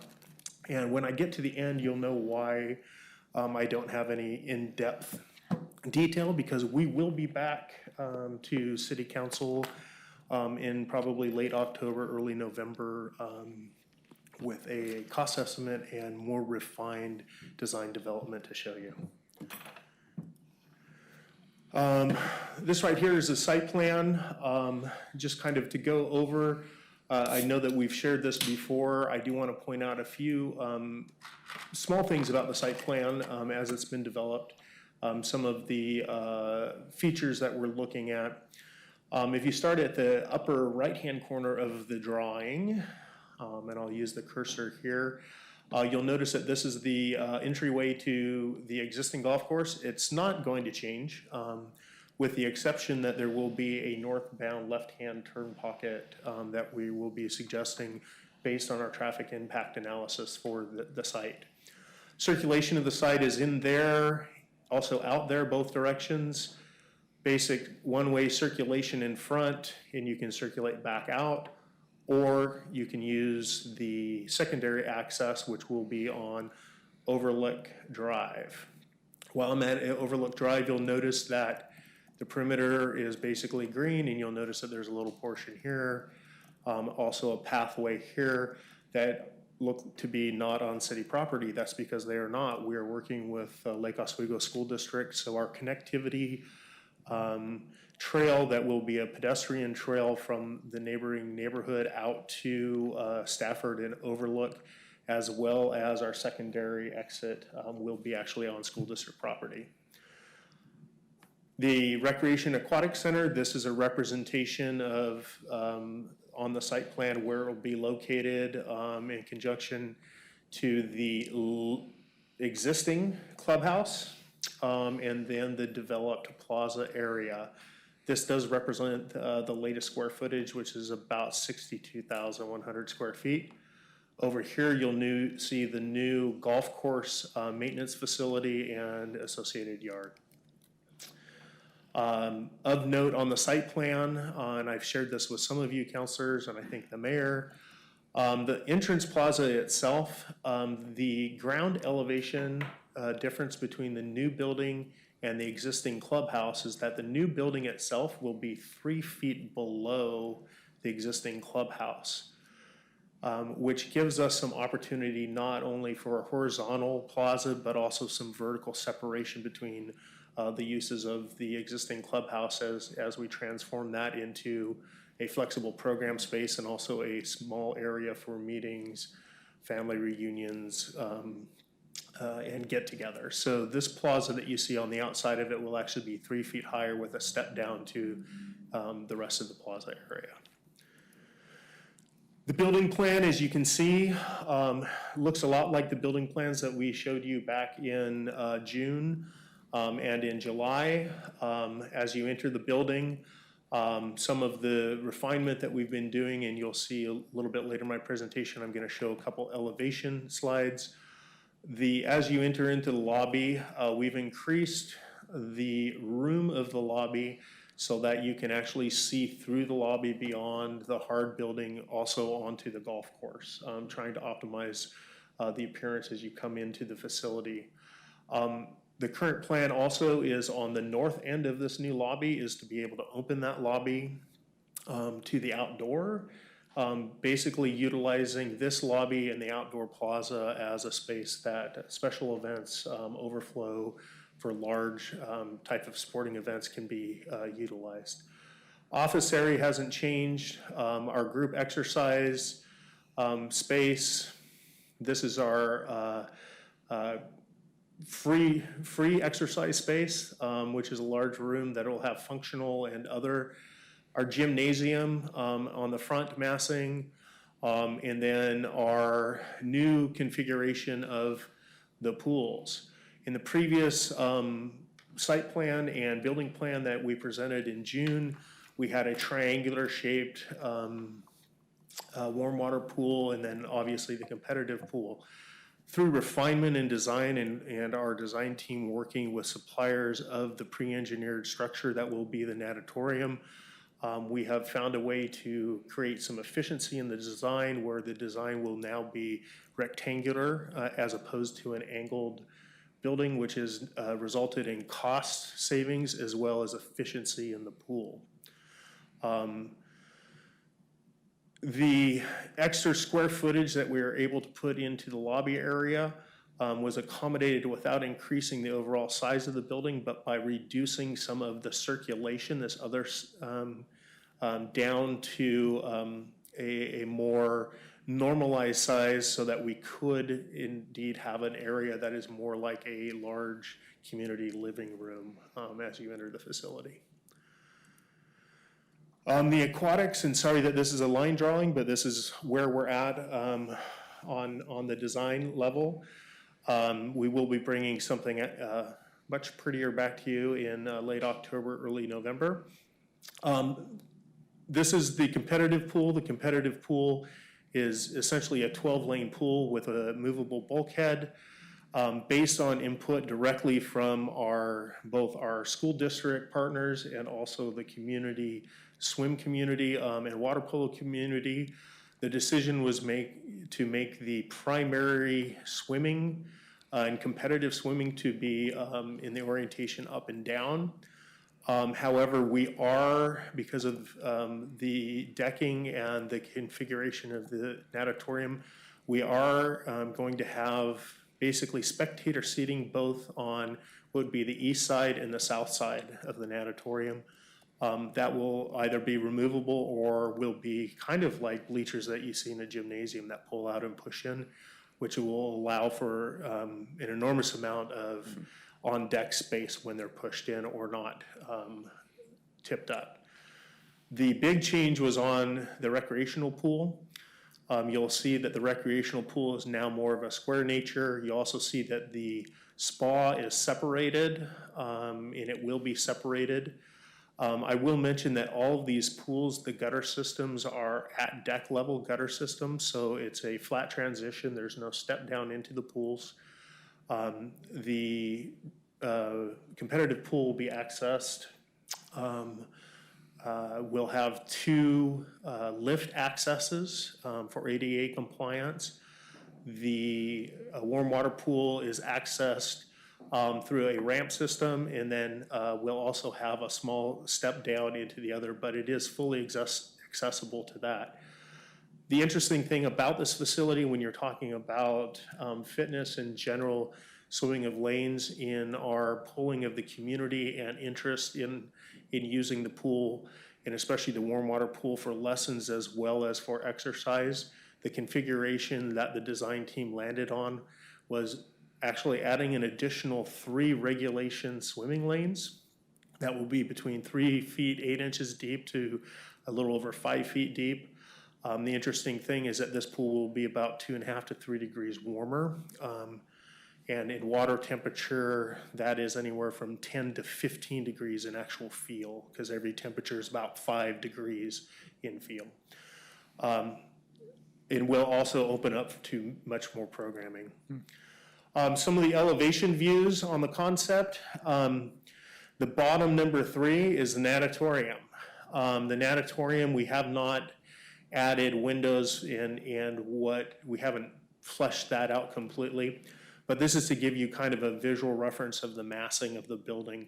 This is the south end of the building, looking toward Stafford.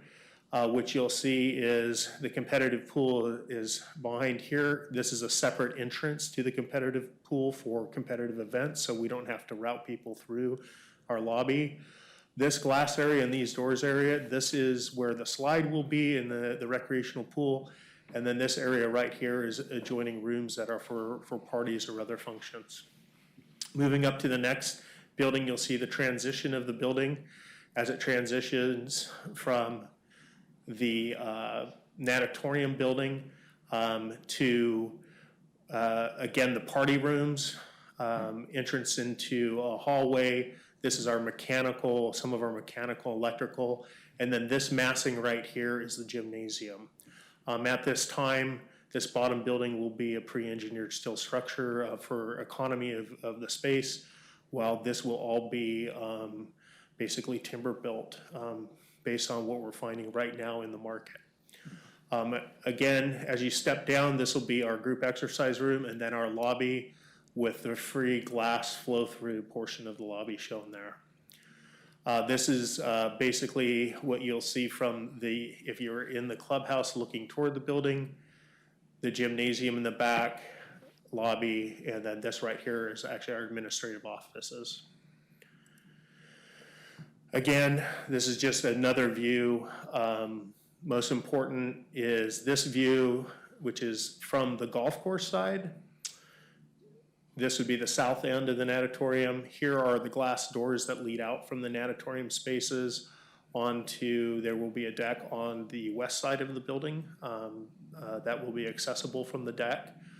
And then as you move further north, this is the pass-through lobby. You'll see offices, glass on the workout room, the locker rooms, and then other glass flow through to the circulation area. So next steps. Tonight we're going to be discussing a design amendment, which will be an action item, a memorandum of understanding with the school district, an extension for that. We're continuing to work on design development. We will be at 50% design development and a cost estimate by mid-October, and then we'll be scheduling that to come back to council as a check-in. We will do a city council school board check-in at 100% design development to say this is where we're at. The intergovernmental agreement fleshed out this fall. And then we will have a 60% construction development cost estimate in early spring of next year. And we will bring that as a final checkpoint before bid to both the city council, school board. We're anticipating bidding the project in spring of 2022 with construction starting early summer and lasting through late fall of 2023. Questions? Okay, thank you. Are you going to talk to us as well about the professional design services contract? Yes. Okay. Does anyone have any questions about the pool in general? Burning questions? No, okay, let's move to the contract. Okay. Thank you for the presentation. That was great. So item 9.2, and what we're bringing to you is an amendment to the architectural services for the project. As you're aware, back in June of this year, we came to you with multiple options, and based on those options, we're given direction to pursue option 3, which was a larger facility. That option, we've been working toward that option, and we were totally anticipating that there would be a cost change for the design and engineering services for this project. And those actually costs and escalation of those costs were presented to you in June and then again in July as part of a technical memo from our architect, Scott Edwards Architects, noted as basically an increase in soft costs, which we capture those. The good thing about this increase is that the overall building, moving from the original concept to the option 3, resulted in about a 23% increase in the size of the building overall. While this increase in the design services represents about a 17.5% increase, the overall design services, which is important, prior to this change was 8.4%. And now the percentage of these design services compared to the overall project budget have been actually reduced to under 8%.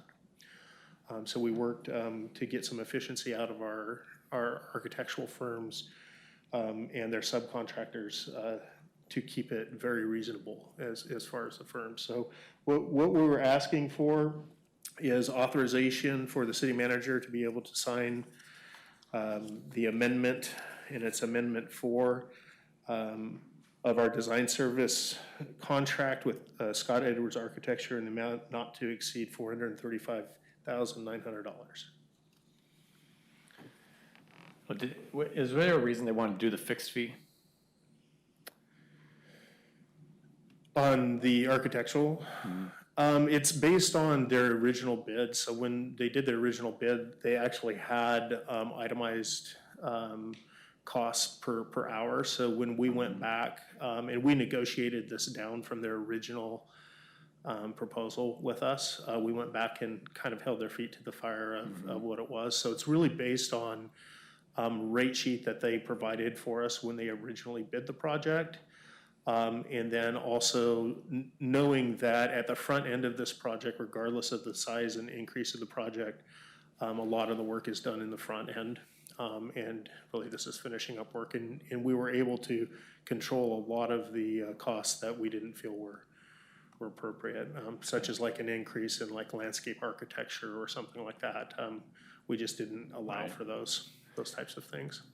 There's just these two additional amounts. This is additional services for consideration, building commissioning and structural engineering for immediate occupancy. Are those included in that number, of those additional to what we're approving? That's on Yeah, page 3. I see it's on page 3 there.